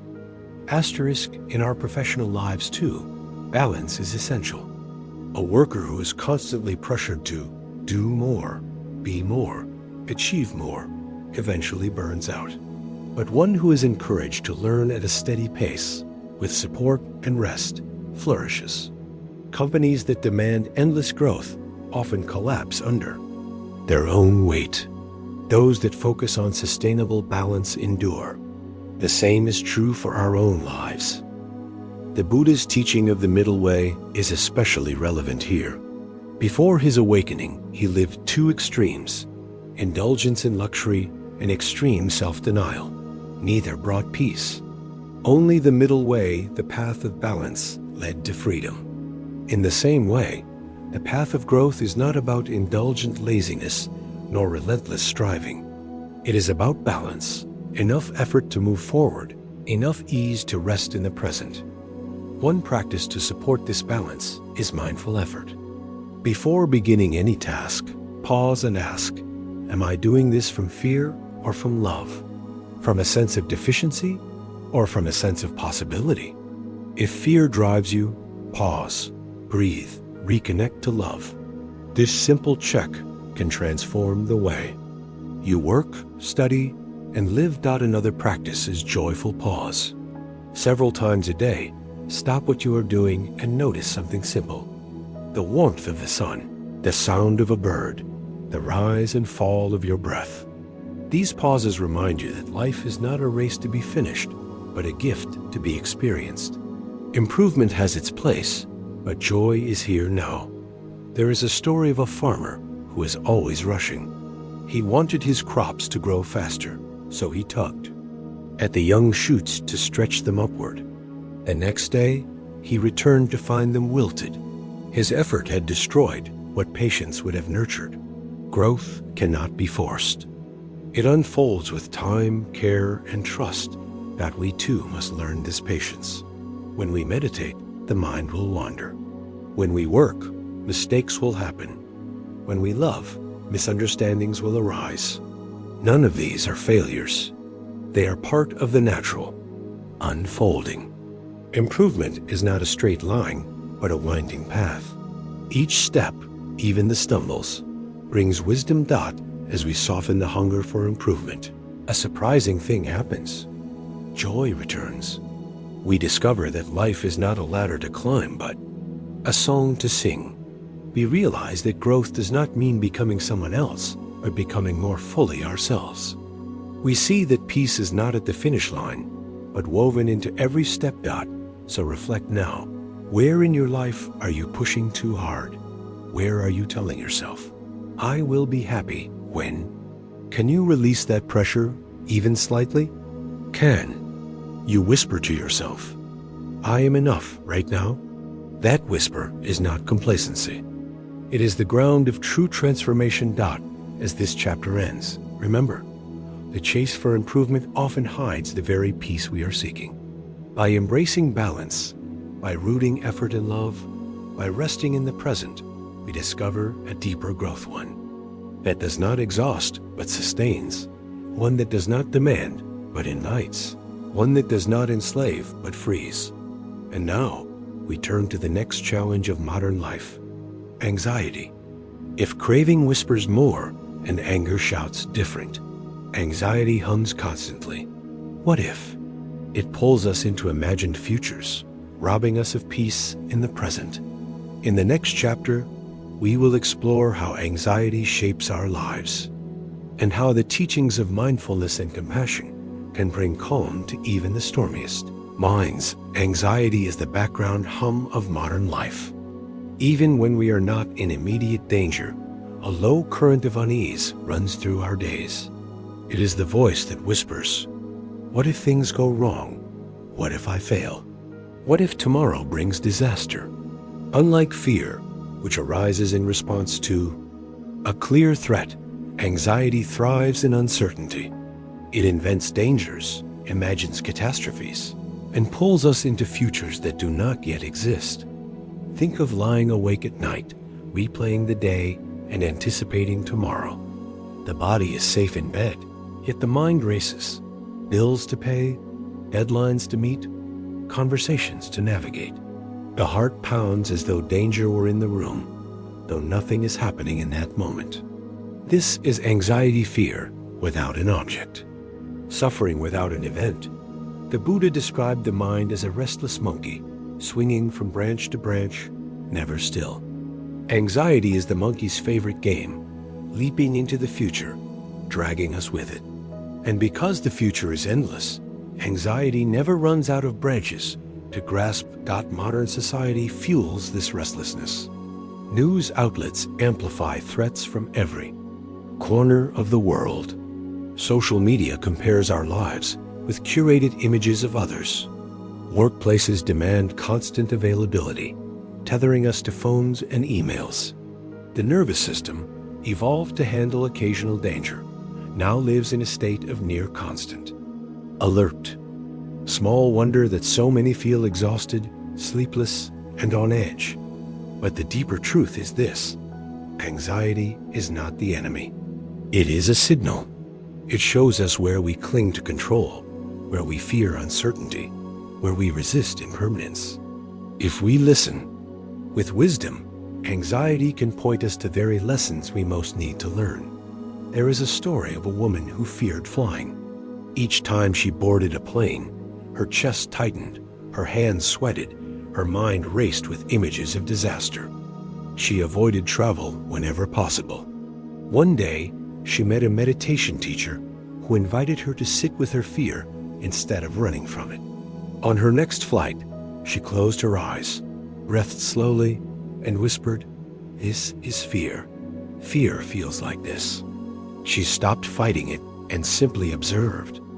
To her surprise, the fear rose, peaked, and faded.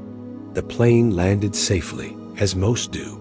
Slowly, she realized that the real prison was not flying, it was her resistance to fear. By befriending her anxiety, she discovered freedom. This is the key. Anxiety shrinks when met with awareness. The first step is noticing. Instead of being swept away by the racing mind, pause and ask, what am I feeling? Where in my body does this live? Perhaps it is a knot in the stomach, a tightness in the chest, a buzzing in the head.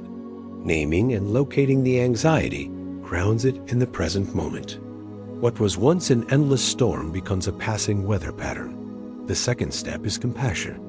Many people respond to anxiety with judgment. Why am I so weak?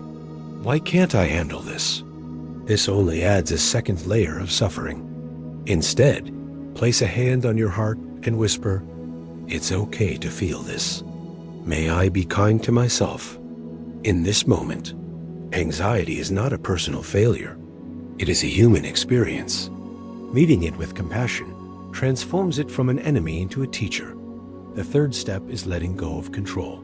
Anxiety thrives on the illusion that if we worry enough, we can prevent bad things from happening. But worry does not change the future. It only steals peace from the present. Each time you notice yourself spiraling into, "What if?" pause and say, "Not yet. The future is not here. Right now, I am safe." This simple reminder breaks anxiety's spell. A young man once told me about his constant worry over money. No matter how much he saved, he feared it was not enough. He checked his accounts obsessively, read economic forecasts, and lost sleep over imagined disasters. Through practice, he began to notice when the worry arose. He would pause, breathe, and remind himself, "Right now, I have what I need. Right now, I am okay." Slowly, the grip of anxiety loosened. He still saved and planned, but without the frantic energy of fear. He discovered that peace was possible even in uncertainty. Anxiety also teaches us about impermanence. Every anxious thought eventually passes. No worry lasts forever. By observing this truth, we weaken anxiety's hold. We see that it is like a wave, rising, peaking, falling. When we stop fighting the wave, we can ride it with more ease. This practice is not about eliminating anxiety completely. That is neither possible nor necessary. Anxiety is part of being human. The goal is to change our relationship to it. Instead of fearing it, we meet it. Instead of believing its stories, we question them. Instead of running from it, we breathe with it. Over time, anxiety loses its power. One woman practiced this during her daily commute. She often felt anxious in traffic, imagining she would be late, imagining angry bosses or missed opportunities. She began to use red lights as reminders. Each time she stopped, she placed her hand on the wheel, took a deep breath, and whispered, "This moment is enough." Slowly, the commute became a time of practice rather than panic. What once drained her now nourished her. Anxiety will still return, but each time we meet it with awareness, compassion, and letting go, we strengthen new habits of peace. The anxious mind says, "What if?" The wise heart responds, Then I will meet it when it comes. This shift turns the storm into a teacher and the restless monkey of the mind into a friend dot. As we close this first half of the chapter, reflect on your own anxieties. What if questions haunt you? What futures steal your peace? Can you pause, breathe, and whisper to yourself, right now, I am safe. Right now, I am enough. This is the beginning of Freedom Dot. In the next half, we will explore deeper practices to meet anxiety, meditations, reflections, and stories of those who found calm in the midst of storms. For if peace is possible in one moment, it is possible in every moment. Anxiety often feels like a shadow that follows us everywhere, but shadows disappear when light is present. In the same way, the light of mindfulness and compassion dissolves the grip of worry. Let us look more closely at how to bring that light into daily life. One powerful practice is mindful breathing. When anxiety rises, the breath often becomes shallow and fast, feeding the sense of panic. By slowing down and bringing awareness to each inhale and exhale, we remind the body and mind that we are safe. Try this. Breathe in for a count of 4. Hold gently for a count of 2. Breathe out for a count of 6. Repeat several times. As the breath deepens, the nervous system relaxes. The storm inside begins to quiet. Another practice is grounding in the senses. Anxiety pulls us into imagined futures. Grounding pulls us back to the present. When worry takes over, pause and name 5 things you can see, 4 things you can touch, 3 things you can hear, 2 things you can smell, and 1 thing you can taste.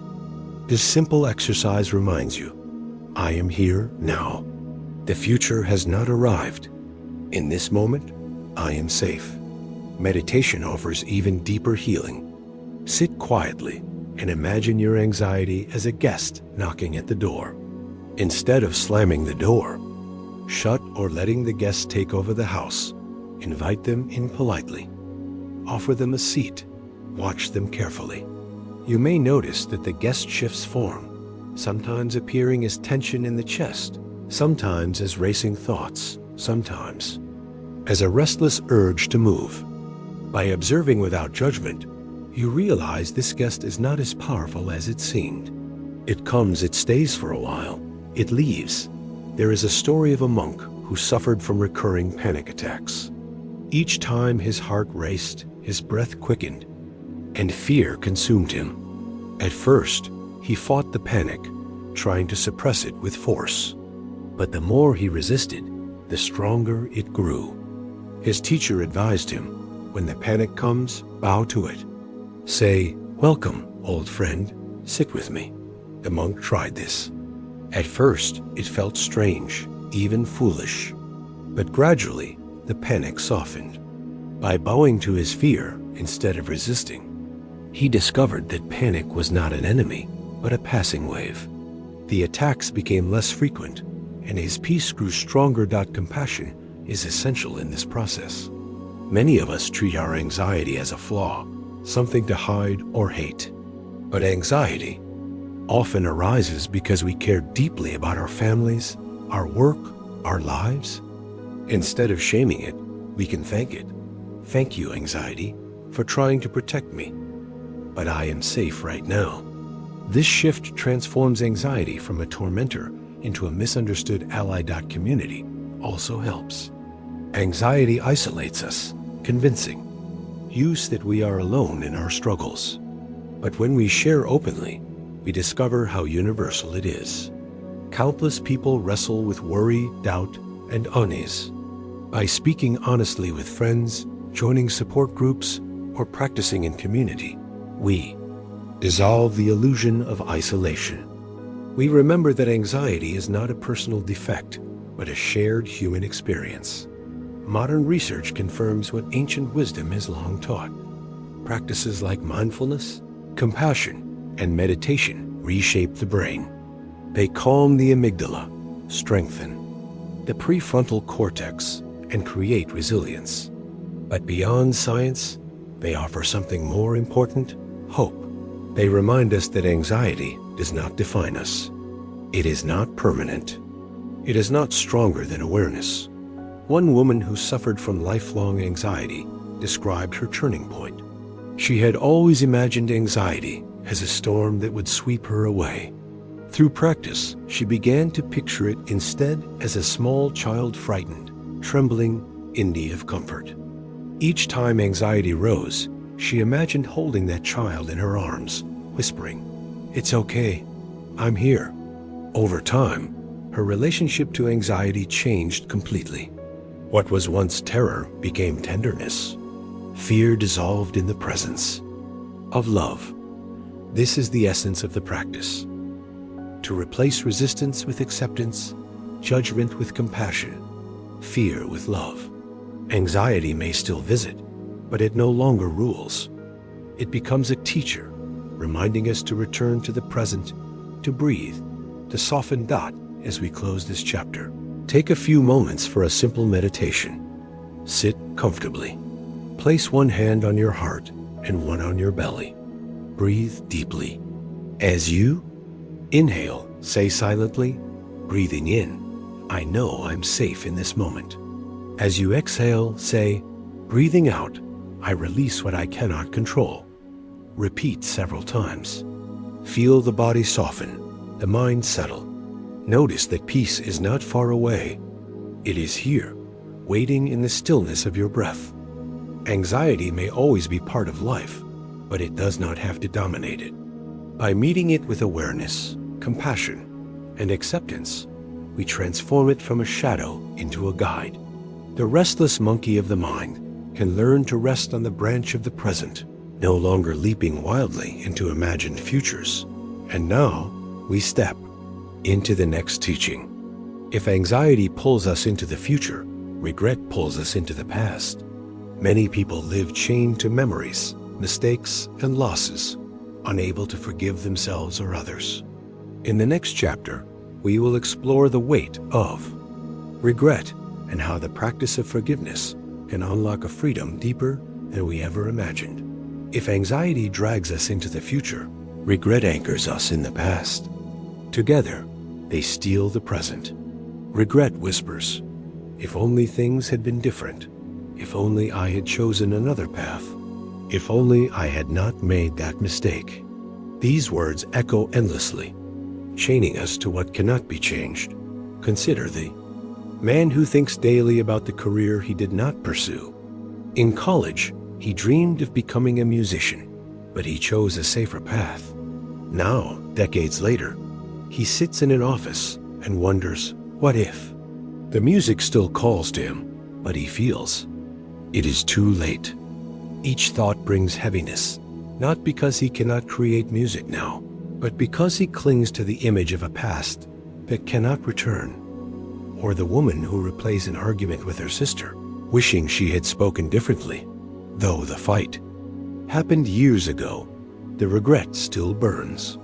Every time she recalls it, her chest tightens as if the wound were fresh. She cannot move forward because her heart remains bound to a moment long gone. The Buddha described regret as carrying a sack of stones on your back. Each, if only, is another stone. Over time, the weight becomes unbearable. Yet we rarely notice that we are the ones holding the sack. We tell ourselves we cannot let go because the past must be fixed, as though replaying it will rewrite history. But the truth is clear. The past cannot be changed. It can only be understood, forgiven, and released. Forgiveness is the key that unlocks the prison of regret. Forgiveness does not erase the past. It does not excuse harm. It does not pretend mistakes did not happen. Forgiveness means choosing not to carry the weight anymore. It means saying, yes, this happened. Yes, it hurt. But I will not chain myself to it forever. Forgiving ourselves can be the hardest step. Many people carry shame for choices made. In youth, for words spoken in anger, for opportunities missed. We hold ourselves to impossible standards, punishing ourselves long after the world has moved on. But the Buddha taught compassion, not only for others, but for ourselves. Just as a mother comforts her child, we can comfort the wounded parts of our own hearts.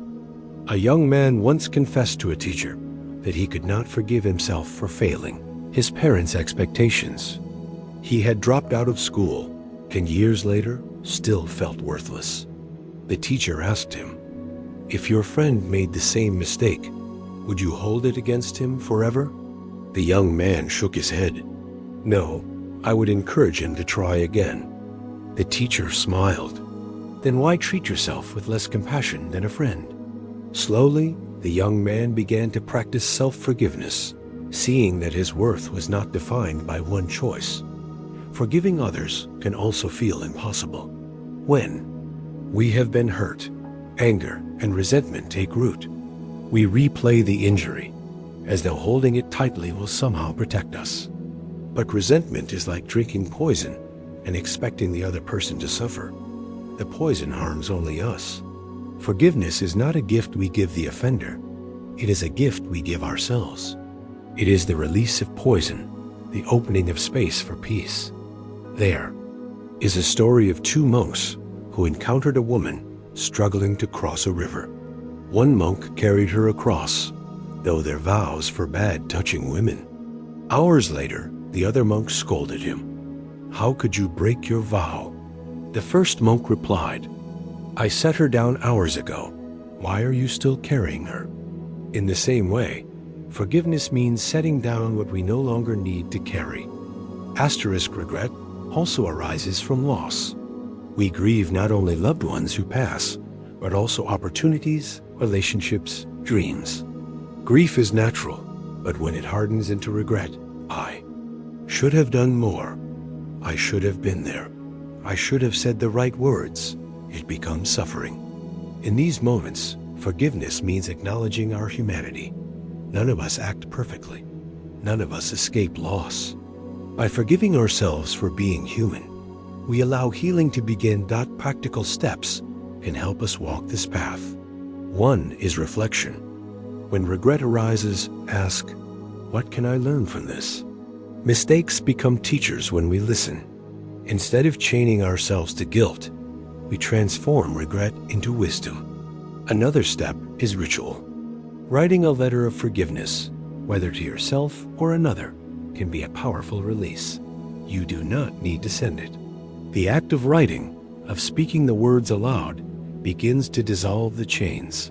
Meditation on forgiveness is also profound. Sit quietly, bring to mind someone you need to forgive yourself, another, even life itself. Repeat softly, "May I forgive. May I be free. May they forgive. May they be free." At first, the words may feel hollow, but with practice, the heart softens. Over time, forgiveness becomes possible where once it seemed unthinkable. This is not a quick path. Forgiveness may take time, patience, and many returns, but each step lightens the load. Each act of release removes one stone from the sack. Eventually, we stand lighter, freer, able to walk without the weight of regret. As we close this first half of the chapter, reflect on your own life. What regrets do you carry? What stones weigh on your back? Can you begin, even gently, to set one down? Forgiveness is not about forgetting the past. It is about reclaiming the present. In the next half, we will look deeper into the process of forgiveness, how to heal wounds in relationships, how to let go of guilt, and how to live without the shadow of regret. For if we can release the past, we can finally step fully into the freedom of now. Forgiveness is not a single act, but a process, like the slow unfolding of a flower. Some days it feels possible, other days impossible. Some days we feel light, other days heavy again. This is natural. Healing is not a straight line. The important thing is to keep walking the path, returning again and again to the intention to release. One of the greatest obstacles to forgiveness is the belief that it excuses harm. We fear that if we forgive, we are saying, "What happened was acceptable." But forgiveness is not approval. It does not erase accountability. It simply releases us from being chained to the pain. We can forgive and still seek justice. We can forgive and still set boundaries. We can forgive and still say, that was wrong. Forgiveness is not about changing the past. It is about changing our relationship to the past. Another obstacle is the illusion that forgiveness must be mutual. We wait for an apology that never comes, thinking we cannot forgive until the other admits their fault. But forgiveness is an inner act. It does not depend on the other. We may never hear the words we long for. The other may never understand, never repent. Still, we can choose peace. Still, we can release our grip on resentment. Forgiveness is freedom we give ourselves. Regardless of what others do, self-bash forgiveness too requires courage. Many of us cling to guilt as if it proves we are good. If I keep feeling bad, it shows I care. But endless guilt is not virtue. It is bondage. True care is learning from the past and living differently in the present. A gardener who notices. Weeds does not sit in the dirt crying forever. They pull the weeds, plant new seeds, and tend the soil. In the same way, guilt can awaken us to change, but then it must be released. Otherwise, it strangles growth. There is a story of a woman who carried guilt for decades. As a teenager, she had spoken harsh words to her mother, who died soon after in an accident. She replayed that moment endlessly, punishing herself. In a retreat, she shared her story with a teacher, weeping. The teacher asked, "If your mother could speak to you now, what would she say?" The woman paused, then whispered, "She would tell me she forgives me, that she loves me." The teacher said, "Then honor her love by forgiving yourself. Carry her love forward, not your guilt." From that day, the woman began to practice self-forgiveness, transforming grief into gratitude. Practical exercises can support this work. Journaling is one. Each night, write down regrets from the day. Then write one lesson learned and one intention for tomorrow. This shifts the focus from punishment to growth. Another exercise is ritual release. Write your regrets on small pieces of paper, then burn them, watching the smoke rise. Symbolic acts like this remind the heart that letting go is possible. Meditations on compassion also help. Sit quietly and imagine yourself as a child. See the innocence, the vulnerability, the longing for love. Whisper, "May you be free from suffering. May you be forgiven. May you be at peace." Then expand this compassion outward to those who hurt you, to those you hurt, to all beings caught in cycles of regret. This practice softens the heart, creating space for forgiveness to bloom. Forgiveness does not mean the absence of memory. We may still remember the pain, but the memory loses its sting. It becomes part of our story, not the whole of it. Like a scar, it remains, but it no longer bleeds. It reminds us of healing, not of endless wounding. When we forgive, we also reclaim the present. Regret pulls us backward, anxiety forward. Forgiveness brings us here. It allows us to live fully now, without chains. It opens the door to joy, gratitude, and love. Think of a traveler carrying a heavy pack. Each regret is another stone inside. The journey is slow, the body weary. Forgiveness is setting the pack down. The stones remain on the ground, but the traveler is free to walk. The past is still part of the earth, but it no longer burdens the back dot. As we let go of regret, we also touch compassion for others. We realize everyone makes mistakes, everyone suffers, everyone longs for peace. This understanding dissolves judgment and opens the heart. We see that just as we need forgiveness, so does every being. This is the seed of universal compassion. A man once said, "I finally forgave my father, not because he asked, but because I saw his suffering. His anger came from his own wounds. By forgiving, I did not condone.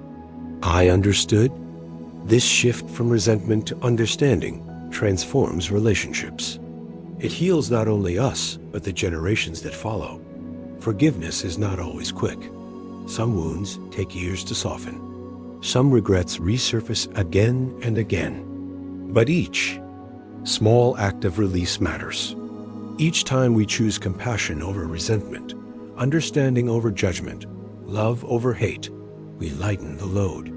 Over time, forgiveness becomes less an effort and more a way of being God. As we close this chapter, take a breath. Bring to mind one regret you carry, one stone in your sack. Place your hand on your heart. Whisper, I forgive myself. I forgive others. I choose peace. The words may feel fragile, but they are seeds. With practice, they grow. And as we turn to the next chapter, we will explore another force that shapes our suffering. The bombardment of information in our modern age. Surrounded by endless news, notifications, and noise, our minds rarely find rest. Just as regret chains us to the past and anxiety drags us into the future, constant information overload keeps us from being present. The next step of our journey is learning how to find silence in the storm. The modern world is loud. Not only the noise of traffic, machines, and conversations, but the deeper noise of information. Our phones buzz, our inboxes fill, our screens glow with endless streams of news, ads, updates, and alerts. At any moment, we can access more information than entire generations before us ever encountered in a lifetime. Yet instead of clarity, this abundance often brings confusion, distraction, and exhaustion. Information itself is not the enemy. Knowledge can guide us, connect us, and inspire us. But when the flow never stops, when the mind is bombarded without pause, we become restless. We lose the ability to be still. Silence feels uncomfortable. The mind, conditioned to constant stimulation, becomes anxious when nothing is happening. We reach for the phone during a pause in conversation. We turn on the TV for background noise. We scroll, click, refresh, repeat. This restlessness has a cost. It scatters our attention, weakens our focus, and robs us of peace. We may sit with loved ones, but not truly hear them. Our minds pulled into digital worlds. We may start tasks, but struggle to finish, distracted by every notification. We may lie down to rest, but find our minds buzzing with images, stories, and opinions we absorb during the day. The overload leaves us tired yet unsatisfied, connected yet lonely, informed yet confused. The Buddha once compared the mind to a lake. When the water is calm, we can see clearly to the bottom. When it is stirred by wind, the surface ripples, and clarity is lost. In the same way, when the mind is calm, wisdom arises naturally. But when it is constantly stirred by stimulation, we cannot see clearly. Information overload is like a storm that never lets the lake settle. One young man described his struggle. Each morning, before getting out of bed, he scrolled through news, emails, and social media. By the time he stood up, his mind was already crowded, his mood already shaped by stories of fear, comparison, and urgency. He carried this noise through the day, feeling restless and distracted. When he began practicing mindfulness, his teacher suggested he spend the first 10 minutes of the day in silence before touching his phone. At first it was difficult, but slowly he discovered the sweetness of beginning the day with calm. His mind felt clearer, his heart lighter, his presence deeper. This is the gift of silence. Silence is not the absence of sound, but the presence of space. It is the pause between thoughts, the breath between words, the stillness beneath activity. In silence, we return to ourselves. We remember what matters. We touch peace, but silence must be cultivated. In a world of endless noise, we must choose to create moments of stillness. One simple practice is a digital Sabbath, setting aside 1 hour one day, or even just a meal without screens. During this time, we reconnect with our senses, our loved ones, and our inner selves. Another practice is mindful consumption, choosing carefully what we allow into our minds, just as we choose what we eat. Instead of endless scrolling, we select nourishing content stories that inspire, teachings that guide, connections that uplift. The Buddha taught that the mind becomes what it consumes. Just as the body is shaped by food, the mind is shaped by information. If we constantly feed it fear, anger, and distraction, we will feel restless. If we feed it wisdom, compassion, and calm, we will feel peaceful. Each click, each choice is a meal for the mind. The question is, what diet are we choosing? Consider a woman who once felt overwhelmed by the news. Every day she read dozens of articles, watched hours of commentary, and ended the day anxious and hopeless. When she began practicing mindful consumption, she limited her news to 15 minutes a day from a source she trusted. She replaced the rest of her time with reading poetry, listening to calm music, and practicing meditation. At first, she feared she would be uninformed, but soon she realized she was not less informed, she was less overwhelmed. She could act with clarity rather than panic. Information overload also affects relationships. When our attention is scattered, we do not truly listen. A friend speaks, but we check our phone. A child asks a question, but our eyes are on a screen. Presence disappears, and with it, intimacy. Mindful listening is an antidote. When we set aside distractions and give full attention, even for a few minutes, we nourish connection. Presence is more powerful than any words. Meditation can help us reclaim our inner stillness. Sitting quietly, we let thoughts rise and fall without chasing them. We notice the noise within us, the replayed conversations, the imagined scenarios, the remembered headlines. We watch them pass like clouds across the sky. Slowly, the mind settles. The lake grows calm. In that calm, wisdom arises. We realize we do not need to chase every thought, click every link, or respond to every alert. We can choose peace. Silence also reveals beauty. When we are no longer drowned in noise, we hear the bird outside the window, the laughter in a room, the rhythm of our breath. These small moments, often missed, become treasures. Silence is not empty. It is full of life. As we close this first half of the chapter, reflect on your own relationship with information. How often do you fill silence with noise? How often do you consume without awareness? Can you set aside 1 moment of stillness today? No screens, no noise, just breath? Notice the relief, the clarity, the calm. This is the beginning of freedom in an age of overload. In the next half, we will explore how to build a sustainable practice of mindful consumption and silence, and how to reclaim our minds from the constant pull of noise. For in stillness, we find the wisdom that noise can never provide. To live peacefully in an age of constant noise requires both courage and discipline. The world will not create silence for us. We must choose it. The world will not limit the flood of information. We must decide what enters. The good news is that this choice is always available. No matter how noisy the environment, we can cultivate inner quiet. One way to do this is through mindful boundaries. Just as we set boundaries to protect our time and energy, we can set boundaries to protect our attention. Decide when and how you will engage with information. Perhaps you check email at specific times instead of constantly. Perhaps you turn off notifications, allowing yourself to focus deeply without interruption. Perhaps you dedicate certain hours to being fully offline, giving your mind a chance to rest. These small acts create spaciousness. Another way is through intentional silence. Carve out times of day for quiet. It may be only 5 minutes in the morning, sitting with your breath, before the day begins.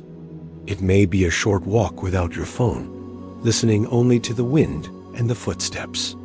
It may be a meal eaten slowly, in silence, savoring each bite. These moments of stillness, repeated daily, accumulate into a reservoir of calm that supports you through the noise of life. We can also practice mindful consumption. Ask yourself before clicking, will this nourish me? Will this support peace? Or will this scatter my mind? The mind, like the body, thrives on a balanced diet. 2. Much junk food leaves the body sick. Too much junk information leaves the mind restless. Choose wisely what you allow in. There is a story of a monk who lived near a noisy village. Each day he heard arguments, gossip, and constant chatter. At first, he grew frustrated, longing for silence. But then he realized silence is not only the absence of sound, but the absence of reaction. He began to meditate on the noise, watching his own mind's response. Slowly, the noise became like background music, no longer disturbing. The monk discovered that true silence lives within, untouchable by outer clamor. This is the ultimate practice, cultivating inner silence no matter the outer conditions. Even when surrounded by noise, the mind can rest like a mountain stable, unmoved, vast. Even when bombarded with information, awareness can remain clear, choosing what to engage and what to release. Outer noise may continue, but inner silence becomes unshakable. The benefits of this practice ripple outward. When we are less scattered, we are more present with loved ones. When we are less reactive, we make wiser choices. When we are less consumed by noise, we hear the subtle voice of intuition, guiding us toward what matters. Silence is not escape from life. It is a deeper engagement with life. Imagine a family gathered for dinner. In one version, phones buzz, screens glow, conversation is fragmented. In another, devices are set aside, silence is welcomed, attention is given fully. The food tastes richer, the laughter rings clearer, the connection deepens. The difference is not in the meal, but in the presence. Silence makes space for love to flourish. As we practice, we may discover that silence itself becomes a teacher.